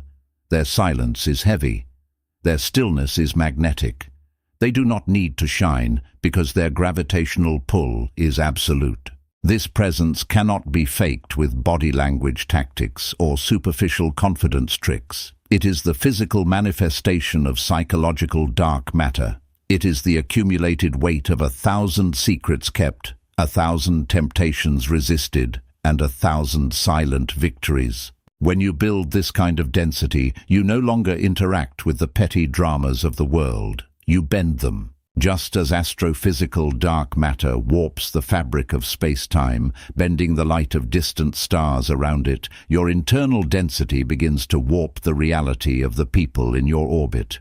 You will find that conflicts resolve themselves before they even reach you. Obstacles that would shatter a fragile, luminous ego simply disintegrate upon contact with your atmosphere. People will naturally defer to your judgment, not because you demanded authority, but because primitive human biology always recognizes and submits to the heaviest object in the room. But maintaining this density requires an ironclad stoic containment field. The world will constantly bait you to reveal your hand. The uncalibrated will attempt to provoke you, insulting your intelligence or underestimating your capacity, precisely because they cannot see your dark matter. They will mistake your silence for ignorance and your restraint for weakness. The terrestrial instinct is to instantly correct them. The ego screams for you to flash your weapons, to lay your credentials on the table, to blind them with your light so they finally understand who they are dealing with. You must view this provocation through the cold lens of orbital mechanics. If you react, if you reveal your true capacity merely to satisfy the fragile ego of an insignificant observer, you violate the law of containment. You convert your precious dark matter back into cheap light. You surrender your gravitational advantage just to win a momentary, meaningless skirmish. The autarkic entity absorbs the insult without a single fluctuation in heart rate. You allow them to profoundly underestimate you. In fact, you encourage it. Being underestimated is the most tactically advantageous position in the universe. It provides you with a frictionless environment. While they are busy posturing and guarding against the loud, luminous threats, you are maneuvering through the dark, completely undetected, positioning yourself for absolute checkmate. Let the masses exhaust themselves burning light. Let them fight for the applause. Your objective is not to be the brightest star in the sky. Your objective is to become the unseen architecture that dictates the rotation of the entire galaxy. To understand how this dark matter is synthesized within the human mind, we must examine the mechanics of psychological consumption. On Earth, when a human being experiences trauma, hardship, or even a profound philosophical realization, the immediate cultural imperative is to vent it. Society encourages you to process your pain by speaking it aloud, to share your wounds in exchange for the cheap, fleeting currency of communal sympathy. They call this healing. In reality, it is a catastrophic thermodynamic bleed. When you take the heavy, raw material of your suffering and immediately broadcast it to the herd, you are undergoing a process of psychological fission. You are splitting the atom of your experience to generate a momentary flash of social warmth. The audience gathers around your pain, warms their hands by the fire of your tragedy, and then walks away, returning to their own localized dramas. You are left with nothing but the radioactive ash of your own depleted narrative. You feel lighter, yes, but only because you have surrendered your mass. The synthesis of dark matter requires the exact opposite protocol, psychological fusion. When the universe strikes you with hardship, betrayal, or a crushing defeat, you do not rush to the communication console to broadcast an SOS. You seal the breach. You take the raw, agonizing kinetic energy of that impact, and you refuse to let it escape your containment field. You do not complain. You do not seek the anesthetic of pity. You sit in the absolute dark, and you let the pain compress. This is an excruciating process. The ego will scream for the release valve of vocalization. It will beg you to tell just one person how deeply you have been wronged, just to alleviate the internal pressure. But if you hold the line, if you force that trauma to remain trapped inside the high-pressure chamber of your stoic resolve, it undergoes a profound metallurgical transformation. The emotional reactivity burns off. The desire for revenge, which is just another form of desperate external attachment, evaporates in the intense heat of your internal friction. What remains is a dense, hyper-concentrated core of absolute resilience. You have literally eaten the impact. You have consumed the kinetic energy of the world's hostility and permanently added it to your own gravitational weight. This mechanism transforms you into an acoustic black hole in the presence of adversaries. When an uncalibrated individual attempts to project their neuroses, their anger, or their toxic provocations onto you, they expect the standard Newtonian reaction. They expect you to push back, to defend yourself, to reflect their energy so they can validate their own existence through conflict. But because your character is now composed of dark matter, you do not reflect, you absorb. They hurl their kinetic energy at you, and it simply crosses your event horizon and disappears. You offer no facial expression. You offer no defensive rhetoric. You simply watch them exhaust their fuel against the impenetrable density of your silence. There is nothing more terrifying to a fragile ego than an entity that consumes its attacks without growing an inch larger or emitting a single photon of distress. They realize with sudden, chilling clarity that they are throwing pebbles into a bottomless abyss. To maintain this density, the architecture of your daily life must be radically redesigned. You must become a master of strategic withholding. Your highest ambitions, your most lethal capacities, and your deepest philosophical truths must remain entirely classified. The moment you articulate a monumental goal to the uninitiated, you strip it of its gravitational power. The masses will immediately begin to chip away at it with their localized gravity. They will project their own limitations onto your vision. They will offer unsolicited advice masquerading as concern, effectively diluting the purity of your trajectory. Let your actions be the only telemetry the world ever receives. Do not announce your departure. Let them notice your absence. Do not declare your victories. Let the undeniable restructuring of your reality speak for itself.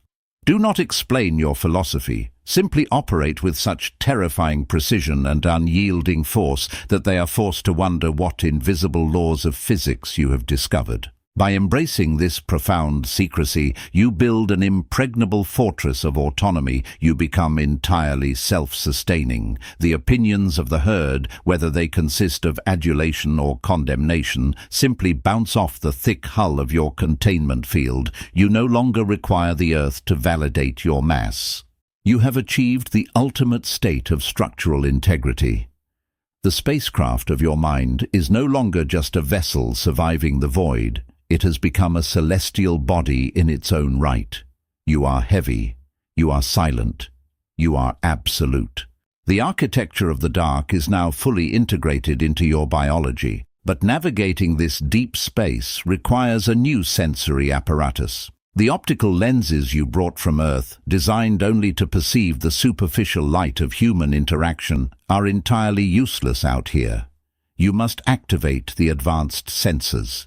You must learn to see the invisible frequencies that dictate the true movement of the cosmos. Chapter 7. The Infrared Frequency. Optical instruments are fundamentally limited by the dust of the universe. For generations, when astronomers pointed their most advanced optical telescopes toward the center of our galaxy, they saw nothing but vast, impenetrable walls of blackness. Massive clouds of cosmic dust blocked the visible light, creating the illusion of a dead, empty void.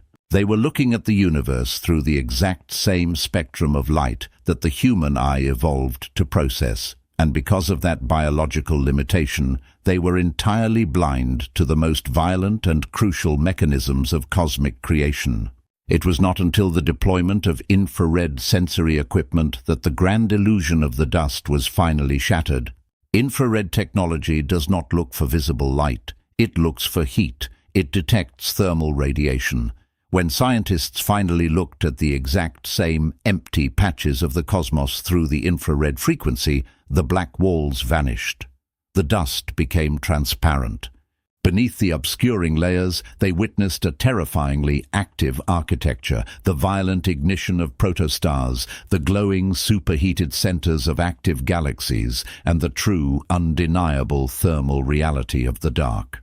The surface world of human interaction operates exclusively on the visible spectrum.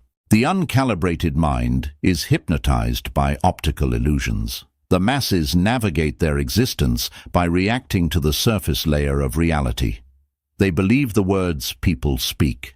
They trust the carefully curated personas projected in the public square. They are easily manipulated by the bright, flashing lights of manufactured outrage, theatrical morality, and superficial charm. This visible spectrum of society is nothing more than social cosmic dust. It is a thick, obscuring layer of noise, etiquette, and deception, specifically designed to hide the brutal underlying mechanics of human intent. If you rely on your optical lenses, if you judge your environment based on what people say and how they wish to be perceived, you will remain perpetually blind, navigating a maze of dead ends and false horizons. To achieve absolute internal dominion, you must violently recalibrate your sensory apparatus. You must transition your consciousness to the infrared frequency. When you activate this level of perception, you stop listening to the dialogue and you begin reading the thermodynamics. You understand that human beings, much like celestial bodies, cannot hide their thermal output. You stop caring entirely about what a person claims to value, what they promise to do, or the moral high ground they desperately try to occupy. Instead, you look exclusively at where they expend their kinetic energy.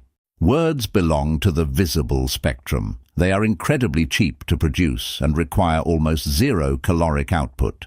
A coward can speak the language of a warrior flawlessly if he has rehearsed the script, but action, consistency, and the quiet, desperate maneuvers of a fragile ego generate massive amounts of psychological heat.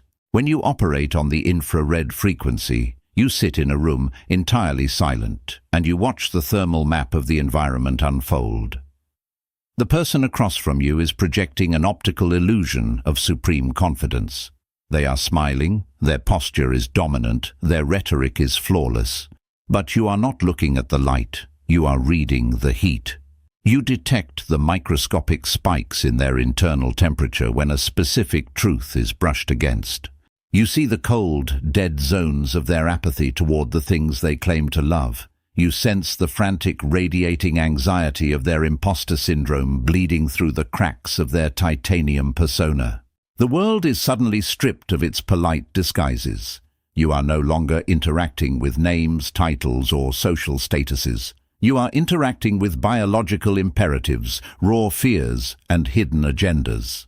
This level of perception fundamentally alters the nature of your relationships. You become immune to betrayal because betrayal relies on the element of surprise, and surprise only exists in the visible spectrum. When you track the thermal signature of an individual's actions over time, their inevitable trajectory becomes mathematically predictable long before their words ever announce their intentions. You see the subtle drop in temperature when loyalty begins to wane. You see the rising heat of hidden resentment months before it erupts into conflict. You do not need to confront them. You do not need to accuse them of lying. The sovereign entity does not argue with the thermal reality. It simply adjusts its own navigational vectors accordingly. You quietly recalculate the distance, reassign their access to your containment field, and let them continue their performance, entirely unaware that their script has been completely bypassed. This is not a state of paranoia. Paranoia is the frantic, exhausting guesswork of the weak. Paranoia is the fear of what might be hiding in the dark. Infrared perception is the exact opposite. It is the cold, relaxed observation of the strong. There is no fear because there is no uncertainty. The dark is no longer hiding anything from you. As this frequency becomes your default state of operation, a profound physical stillness takes hold of your body. On Earth, movement is often a sign of life. In deep space, unnecessary movement is a catastrophic waste of propellant. Because you now see the world through the infrared spectrum, you realize how much kinetic energy the masses waste reacting to optical illusions. They exhaust themselves fighting shadows, arguing with personas, and defending themselves against phantoms that possess no actual thermal mass. You, however, remain absolutely motionless until a genuine thermal target is acquired. This supreme stillness is not passive, it is a highly charged state of lethal readiness. It is the posture of the apex predator waiting in the absolute dark. When you operate exclusively on the thermal frequency, you recognize that every interaction is a transfer of energy. The weak are constantly searching for external heat sources. Because their internal core has grown cold, hollowed out by their constant need for approval and their refusal to do the shadow work, they become psychological vampires. They attach themselves to individuals with high kinetic output, attempting to siphon off their vitality, their time, and their focus. They mask this parasitism in the language of friendship, networking, or moral obligation. Through the optical lens, they appear as harmless colleagues or well-meaning acquaintances. But through the infrared scope, their true nature is blindingly obvious. You see the icy, desperate void within them, and you see the precise moment they lock onto your thermal signature. The sovereign mind does not negotiate with parasites. You do not owe them your heat. You are not a public utility designed to warm the hands of those who refuse to build their own fire. When you detect this thermal drain, you do not engage in dramatic confrontations. You do not explain your boundaries, because explaining a boundary is just another way of feeding them the energy they seek. You simply execute a tactical thermal cutoff. You drop your localized temperature to absolute zero in their presence. You become unresponsive. You offer no emotional friction, no conversational momentum, and no sympathetic resonance. Starved of the heat they desperately need, the parasite will naturally detach and drift away in search of an easier target. This ruthless conservation of your own energy is the absolute prerequisite for achieving your ultimate trajectory. You are a vessel designed for deep space, and your fuel reserves are dedicated exclusively to the mission. As you master the infrared frequency, your focus turns inward. The same sensory apparatus that cuts through the deception of the external world must now be turned upon the machinery of your own mind. You begin to monitor your own thermal output with agonizing precision. You catch yourself preparing to engage in an argument on the digital square, and you immediately register the spike in your internal temperature. You realize that your ego is attempting to burn precious propellant just to be right in front of an invisible, uncalibrated audience. You see the thermal waste of the action before it happens, and you instantly abort the launch sequence. You swallow the words, the heat dissipates, the fuel is conserved. You notice the cold, dead zones within your own routine, the habits you perform out of sheer momentum, the relationships you maintain out of a paralyzing sense of nostalgia, the goals you are pursuing simply because society told you they were valuable. You point your infrared sensors at these areas and you see that they possess no vital heat. They are dead weight. They are the frozen, accumulated ice on the hull of your spacecraft, creating microscopic drag that will eventually throw you millions of miles off course. The sovereign mind does not tolerate dead weight. With surgical precision, you detach the frozen modules of your past. You sever the habits, you amputate the obsolete goals, and you jettison the dead relationships into the void. This internal purge is the final act of preparation. It leaves you stripped down to the absolute essentials: a highly integrated shadow, an impregnable titanium hull, a dense core of dark matter, and a sensory apparatus perfectly calibrated for the truth. The loss of signal phase is officially over. The spacecraft of your consciousness has completed its silent transit across the hidden face of the moon.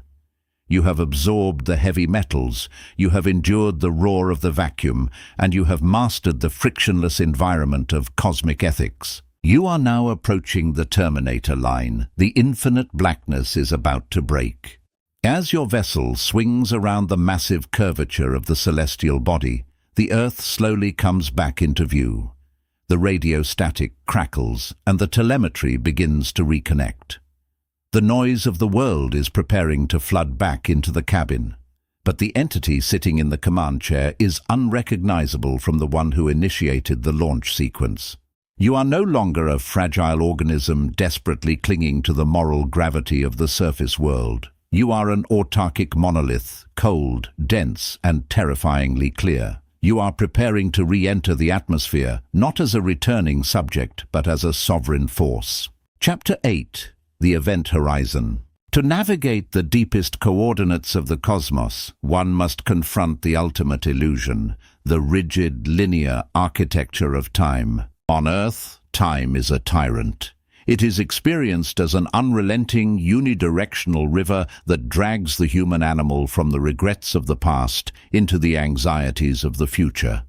The surface dweller measures their life in decaying increments, constantly terrified by the ticking clock of their own biological obsolescence. They are enslaved by the calendar, reacting to artificial deadlines and mourning the seconds that inevitably slip through their fingers. They believe time is a master they must serve, a force that slowly erodes their potential until nothing is left.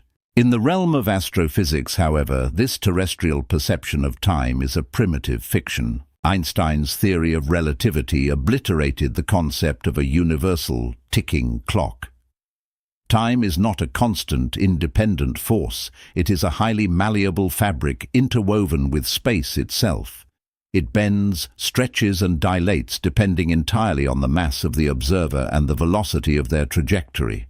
As a celestial body or a spacecraft approaches the staggering, incomprehensible density of a black hole, it encounters the event horizon. This is the absolute boundary where the gravitational pull becomes so immense that not even light can escape, and the flow of time itself slows to a microscopic crawl. To an outside observer watching from a safe distance, a vessel crossing the event horizon appears to freeze entirely, suspended in an eternal, unbreakable present. The autarkic mind must engineer its own psychological event horizon. You have accumulated the immense density of dark matter. You have mastered the silent, frictionless mechanics of the vacuum. Now you must use that profound gravitational weight to violently warp the timeline of your own existence. You must stop experiencing time as a victim and begin wielding it as an integrated element of your reality. The first required protocol is the total annihilation of the psychological past. The unintegrated mind treats its history as a permanent, heavy anchor. The masses view their past, their failures, the traumas they endured, the betrayals they suffered, as a rigid, unchangeable script that dictates their present value and limits their future velocity. They replay old memories in a continuous, agonizing loop, generating massive amounts of useless thermal friction. They perpetually bleed kinetic energy into a void that no longer exists, allowing the ghosts of dead coordinates to pilot their current vessel. When you establish an internal event horizon, you realize a terrifyingly liberating truth. The past possesses absolutely no ontological reality. It is a ghost ship. It is nothing more than decaying electromagnetic data stored in the neurological archives of your brain. The past cannot touch you. It cannot strike you. It cannot alter your current trajectory unless you voluntarily grant it the kinetic energy of your focus. To master time, you must view your entire history exclusively as spent propellant. The rocket fuel that ignited a decade ago does not define the spacecraft. It merely provided the violent thrust necessary to reach the current altitude. You do not mourn the burnt fuel. You do not obsess over the flames that have long since extinguished. You absorb the velocity it granted you, and you permanently detach the empty tanks. When a nostalgic memory or an ancient grievance attempts to breach your containment field, trying to pull you back into the heavy gravity of old guilt, you let it cross your event horizon. You strip it of its emotional charge, extract the cold data of the lesson, and let the emotional residue freeze and shatter in the dark. The second protocol is the ruthless severing of the psychological future. Just as the herd is anchored by the past, they are simultaneously paralyzed by the future. The future is an endless, swirling nebula of hypothetical catastrophes. The weak mind projects its insecurities forward, hallucinating 1,000 different ways it might fail, be rejected, or lose its fragile status. This chronic anxiety is the thermodynamic cost of attempting to live in a timeline that has not yet materialized. It is the ultimate form of energy hemorrhage.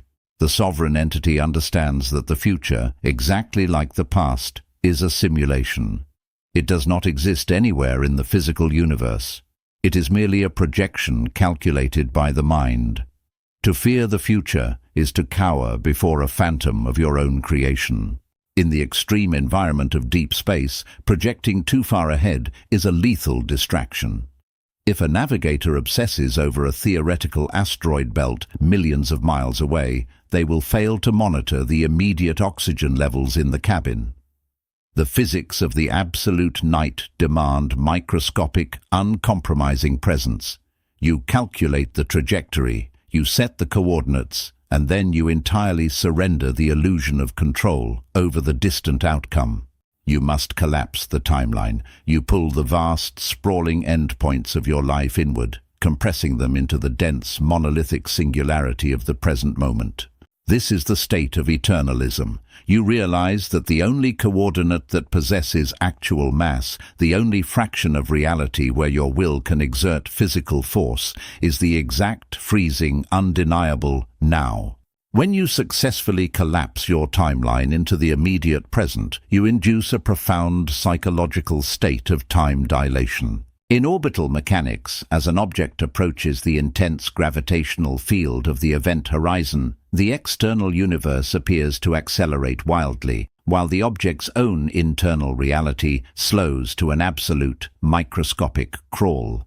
This is not a hallucination, it is the fundamental physics of relativity. When applied to human consciousness, this phenomenon provides the ultimate tactical advantage.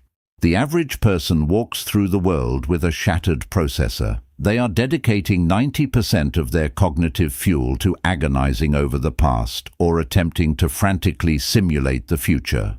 Consequently, they only have 10% of their bandwidth left to process the actual reality unfolding in front of them. Because their processing power is so severely compromised, life feels chaotic, overwhelming, and terrifyingly fast. They are constantly caught off guard by crises, blindsided by shifting social dynamics, and panicked by economic fluctuations. They react late, they flinch, they miss the crucial microscopic data points because they are looking at a phantom timeline. But when you sever the tethers to the past and the future, reclaiming 100% of your cognitive fuel for the exact fraction of a second you are currently inhabiting, time bends to your will. The world ceases to be a blur of chaotic events and breaks down into a series of incredibly slow, highly manageable frames. Because your mind is entirely silent and hyper-focused on the present coordinate, you see the incoming variables with terrifying clarity. You watch the frantic, uncalibrated masses rush toward their self-made disasters, moving as if they are submerged in heavy fluid. You see the manipulation in a negotiator's eyes form milliseconds before they speak. You perceive the structural weakness in an opponent's argument long before they finish their sentence. You do not need superhuman reflexes, you simply operate without cognitive drag. Operating at the event horizon requires the absolute abandonment of outcome dependence. This is the hardest protocol for the terrestrial mind to grasp. On the surface world, every action is a transaction based on a future reward. The herd works strictly for the weekend. They endure suffering only because they believe it will buy them a specific localized outcome, a promotion, a title, or a fleeting moment of praise. Their entire motivation is anchored in a future that does not yet exist. If the future reward is threatened, their motivation instantly collapses. The autarkic entity does not negotiate with the future. When you execute a maneuver in the deep space of your own potential, you do not do it because it guarantees a specific terrestrial reward. You do it because the action itself is the only logical manifestation of your internal density. You forge your body into a weapon not to be admired by the crowd, but because physical sovereignty is the baseline requirement for occupying space. You build, you strategize, and you execute your life's work with flawless, chilling precision, entirely detached from whether the masses applaud it or ignore it. The work becomes the reward. The execution of the maneuver is the ultimate victory. By detaching your emotional stability from the outcome, you become entirely immune to failure. Failure is a terrestrial concept that relies entirely on an unfulfilled expectation of the future. But if you do not live in the future, if your consciousness is locked exclusively in the eternal, undeniable present of the action itself, failure is mathematically impossible. There is only execution, observation, the immediate integration of new data, and the next calculated burn of the thrusters. You become an unstoppable kinetic object. The world can deny you the title, they can withhold the applause, and they can attempt to block your trajectory, but they cannot stop you from executing the work. And because they cannot stop the execution, they eventually cannot stop the consequences of that execution. Your sheer, relentless momentum in the present moment will eventually shatter their resistance. As you maintain this position at the edge of the event horizon, the illusion of time completely dissolves. You realize that you are not running out of time. Time is not a resource that is being depleted. It is merely the arena in which you are currently operating.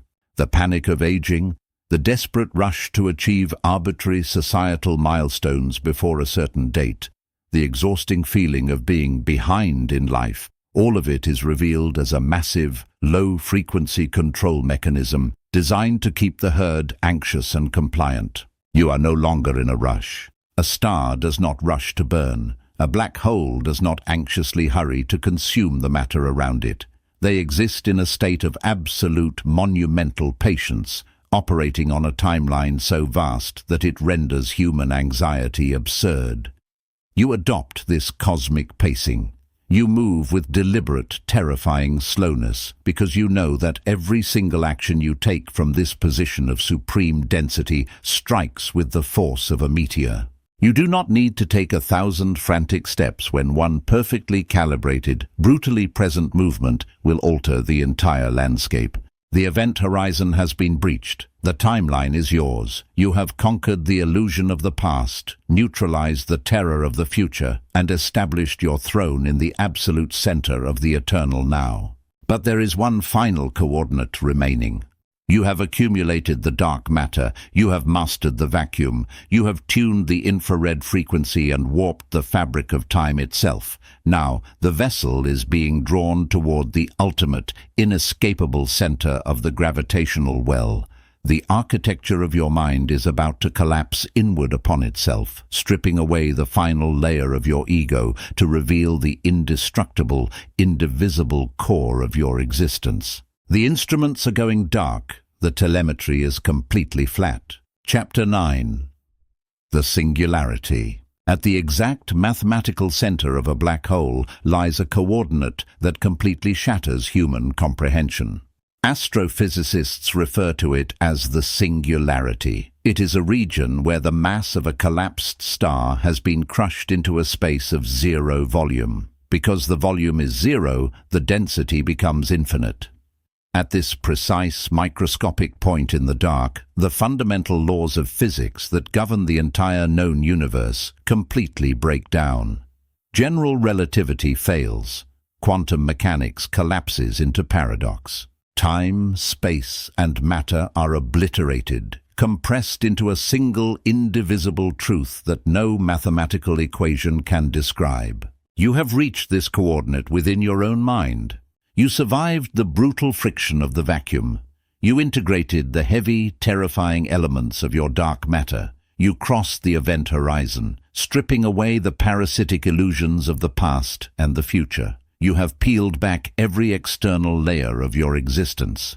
But there is one final, monumental structure remaining in the cabin. It is the most sophisticated, deeply ingrained illusion of them all. It is the concept of I, the entity you call yourself, the name you respond to, the personal history you fiercely defend, the specific collection of tastes, opinions, and political alignments you use to define your identity is not actually you. It is merely an avatar. It is a highly complex biological survival suit that you constructed over decades to navigate the specific gravitational conditions of Earth. You needed this avatar to interact with the herd, to secure resources, and to protect your fragile core from the friction of society.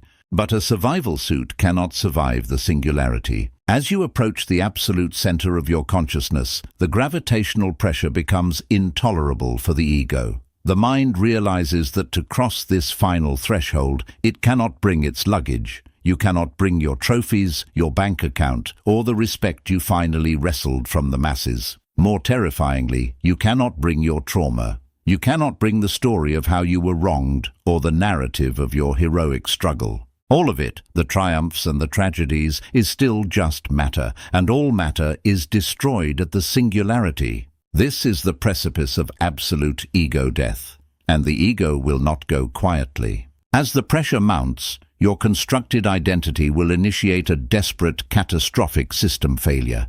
It will flood your neurobiology with sheer primal terror.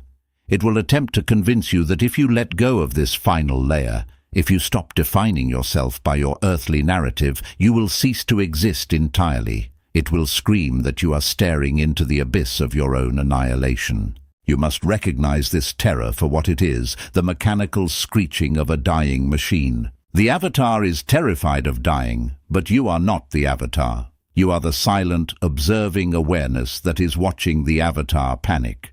To achieve the singularity, you must willingly feed your identity into the crusher. You must sit in the absolute blackness and systematically uncouple yourself from every noun and adjective you have ever used to describe your existence.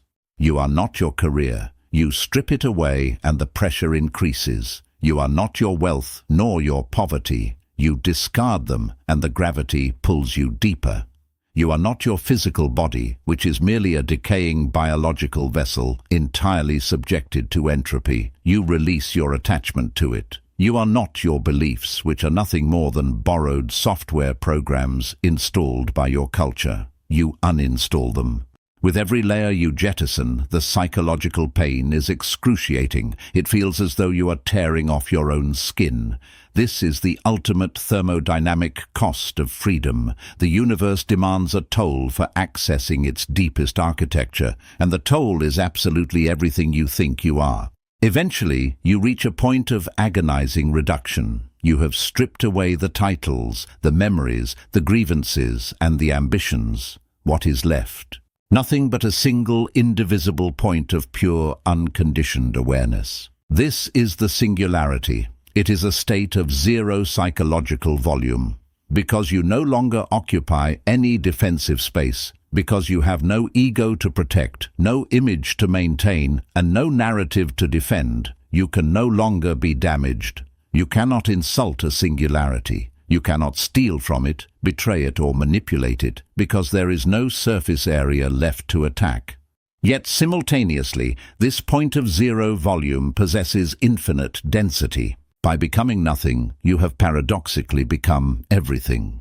You have bypassed the fragile, localized power of the individual and tapped directly into the underlying mechanics of the cosmos. When you operate from this state of absolute, concentrated zero, your interaction with the physical world is fundamentally altered.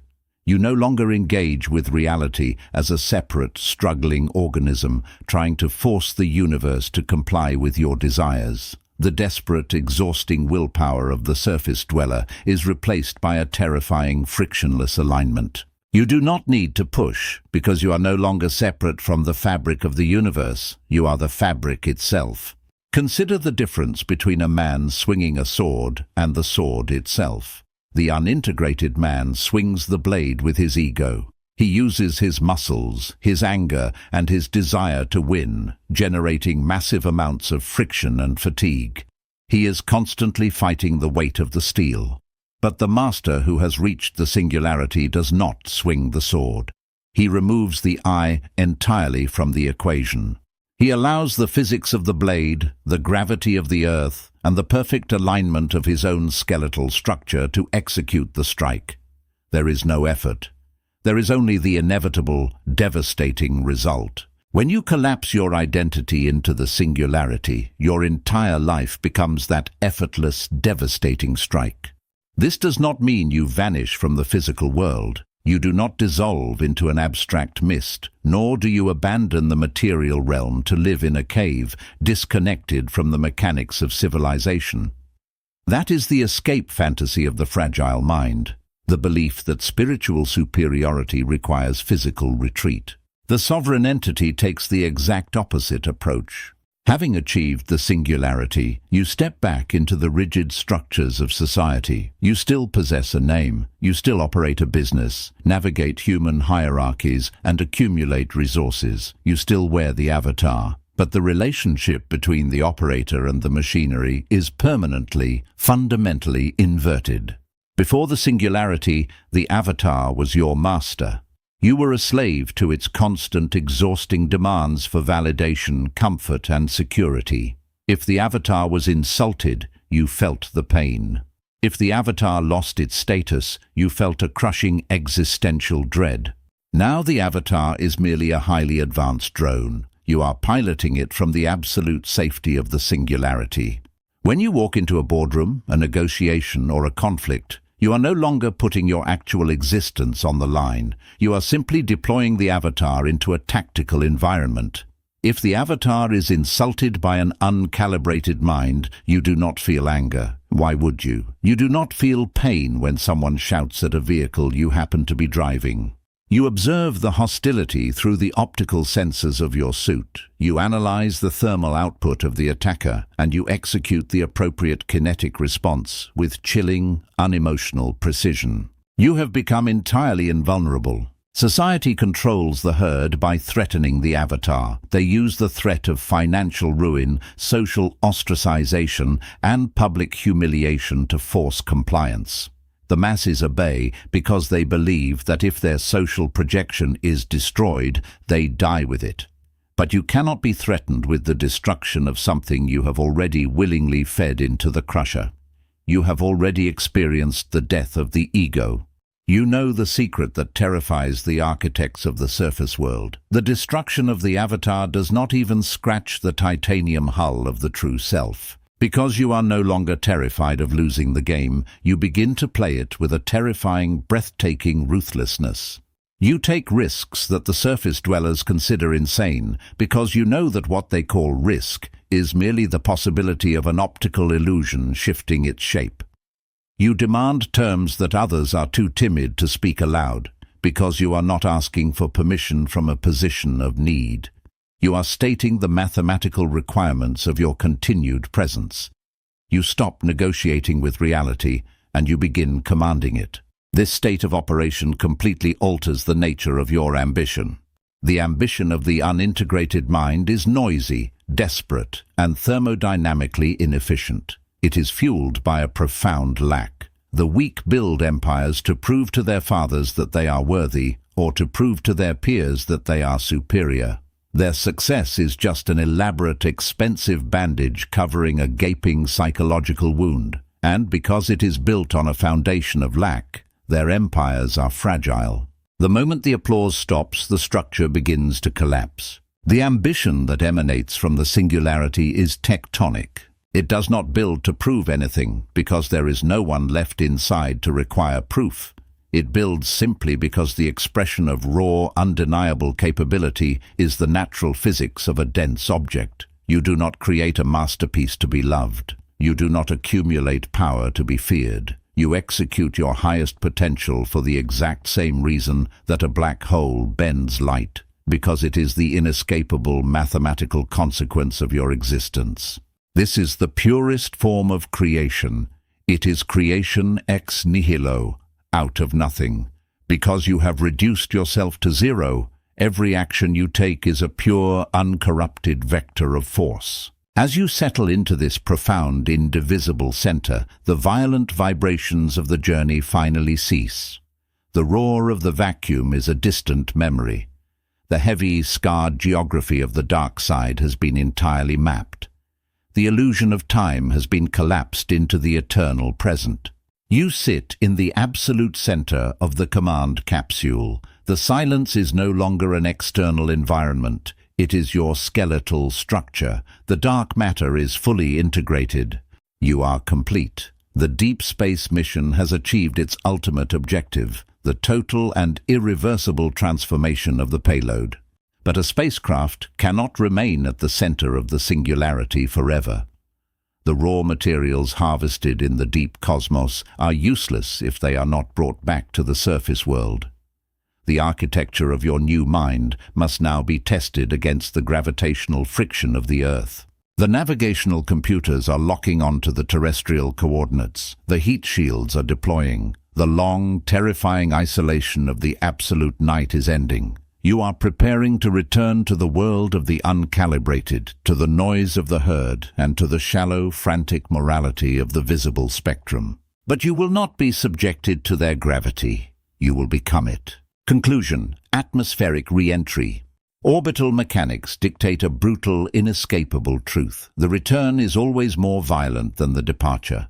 When a spacecraft launches, it slowly fights its way through the dense lower atmosphere, gradually accelerating into the frictionless safety of the void. But when that same vessel returns, it does not have the luxury of a gradual ascent. It strikes the upper limits of the Earth's atmosphere at a staggering orbital velocity, tens of thousands of miles per hour. It slams into the invisible wall of terrestrial gases, not with a gentle glide, but with the kinetic force of a meteorite. The friction is instantaneous, catastrophic, and blinding. The air in front of the capsule cannot move out of the way fast enough. It is violently compressed, superheated, and instantly transformed into a roaring envelope of incandescent plasma. The temperature on the outer hull spikes to thousands of degrees. For a few agonizing minutes, the vessel is completely engulfed in a blazing inferno of its own making. This physical violence is the exact, terrifying blueprint for your return to human society. You have spent this journey in the absolute zero of the psychological vacuum. You have integrated the dense, heavy metals of your dark side.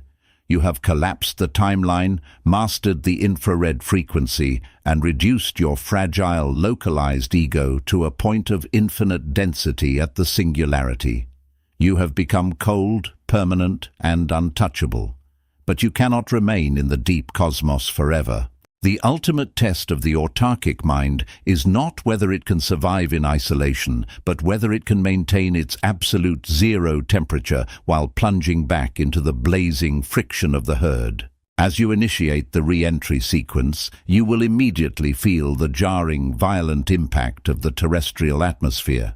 You are returning to a world that operates on frantic, low-frequency vibrations. The moment you step back into your daily existence, into the boardrooms, the family gatherings, the chaotic digital squares, and the relentless hum of social obligations, you will hit a wall of psychological friction. The uncalibrated masses will project their anxieties onto you. They will demand your participation in their manufactured dramas. They will attempt to impose their heavy, suffocating moral gravity upon your newly forged architecture. Because you are now operating at a radically different velocity, your mere presence will generate conflict. Your silence will be interpreted as arrogance. Your detachment will be labeled as cruelty. Your refusal to panic when the herd panics will be seen as a direct threat to their collective illusion. This friction is unavoidable. You will generate plasma. The heat of their judgment, their gossip, and their desperate attempts to drag you back down to their altitude will surround you. The weak mind, when faced with the terrifying heat of re-entry, makes a fatal error. It attempts to change its trajectory to reduce the friction. It compromises. It softens its edges. It tries to explain itself to the atmosphere, hoping the air will step aside and allow a gentle landing. This is the equivalent of a spacecraft altering its angle of attack mid-descent. If you alter the angle, you skip off the atmosphere and are lost to space forever, or you expose the unprotected underbelly of the ship and are instantly incinerated. The sovereign entity does not compromise the angle. You must hold the trajectory with agonizing, locked-in precision, and you must trust the ablative shield. In aerospace engineering, the heat shield is designed with ablative materials. It is built to burn. As the superheated plasma aggressively attacks the hull, the outer layers of the shield are intentionally designed to scorch, melt, and peel away. As they burn off, they carry the catastrophic heat away from the capsule, leaving the internal cabin completely intact and structurally freezing cold. Your ablative shield is the avatar. It is the superficial identity you fed into the singularity. When society attacks you, when they misunderstand your motives or attempt to scorch your reputation with their localized outrage, you must let them burn the avatar. You do not defend it. You do not launch desperate public relations campaigns to save your image. You allow their judgment to scorch the outer layer of your public persona. Let them think you are cold. Let them believe you are ruthless. Let them construct whatever villainous narrative they require to soothe their own fragile egos. Every insult they hurl, every misunderstanding they project, is simply plasma bouncing off the ablative shield. You watch the heat dissipate into the vacuum. You do not internalize a single degree of their thermodynamic waste. Inside the command module of your consciousness, the temperature remains at absolute zero. Your heart rate does not elevate. Your breathing remains slow, rhythmic, and perfectly calibrated. You are watching the firestorm from behind a window of impenetrable titanium. As the descent reaches its most brutal phase, you will enter the phenomenon known as the radio blackout. During the peak heating of re-entry, the envelope of ionized plasma surrounding the spacecraft becomes so dense that it completely blocks all electromagnetic signals. For several terrifying minutes, mission control loses all contact with the crew. The telemetry flatlines. There is no static. There is only absolute impenetrable silence.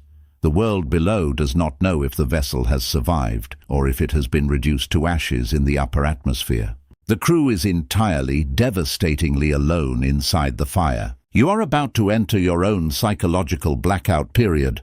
As your transformation becomes undeniable, as the density of your character begins to exert massive gravitational force on your environment, you will lose the ability to communicate with the surface dwellers. The frequency gap will become too vast. When you try to explain the singularity, they will hear only arrogance. When you try to explain cosmic ethics, they will hear only sociopathy. The plasma of their own conditioned reality will block your signals. You will find yourself sitting in crowded rooms, surrounded by people you have known your entire life, and you will realize with chilling clarity that they cannot hear you. You are speaking from the absolute night. They are listening from the artificial daylight. Do not fight the blackout. Do not desperately adjust your radio frequencies, diluting your truth in a frantic attempt to re-establish a connection with the ground. The blackout is not a failure of communication. It is the ultimate proof of your altitude. It is the necessary silence that separates the architect from the masonry. Let the world below panic in the static. Let them assume you have been destroyed by the friction of their judgment. You do not owe them telemetry. You owe them nothing but the devastating impact of your arrival. Eventually, the plasma dissipates. The violent shaking of the cabin subsides. The extreme heat of re-entry gives way to the dense, heavy, familiar atmosphere of the lower elevations. The physical world rushes up to meet you. But you are no longer the same biological organism that initiated the launch sequence. You have returned with the payload. You have brought the dark matter down to the surface. As the main parachutes deploy, a massive kinetic shockwave ripples through the vessel. It is the final, violent deceleration before contact. You brace yourself, not with the frantic anxiety of the uninitiated, but with the cold, muscular anticipation of an apex predator dropping into the hunting grounds. Splashdown. The transit is complete. The capsule bobs in the turbulent waters of terrestrial reality. The recovery teams, the colleagues, the family, the societal structures rush toward you, entirely unaware of the absolute monstrosity of the transformation that has occurred behind the titanium bulkheads. They will open the hatch, expecting to find the fragile, compliant individual they watched leave.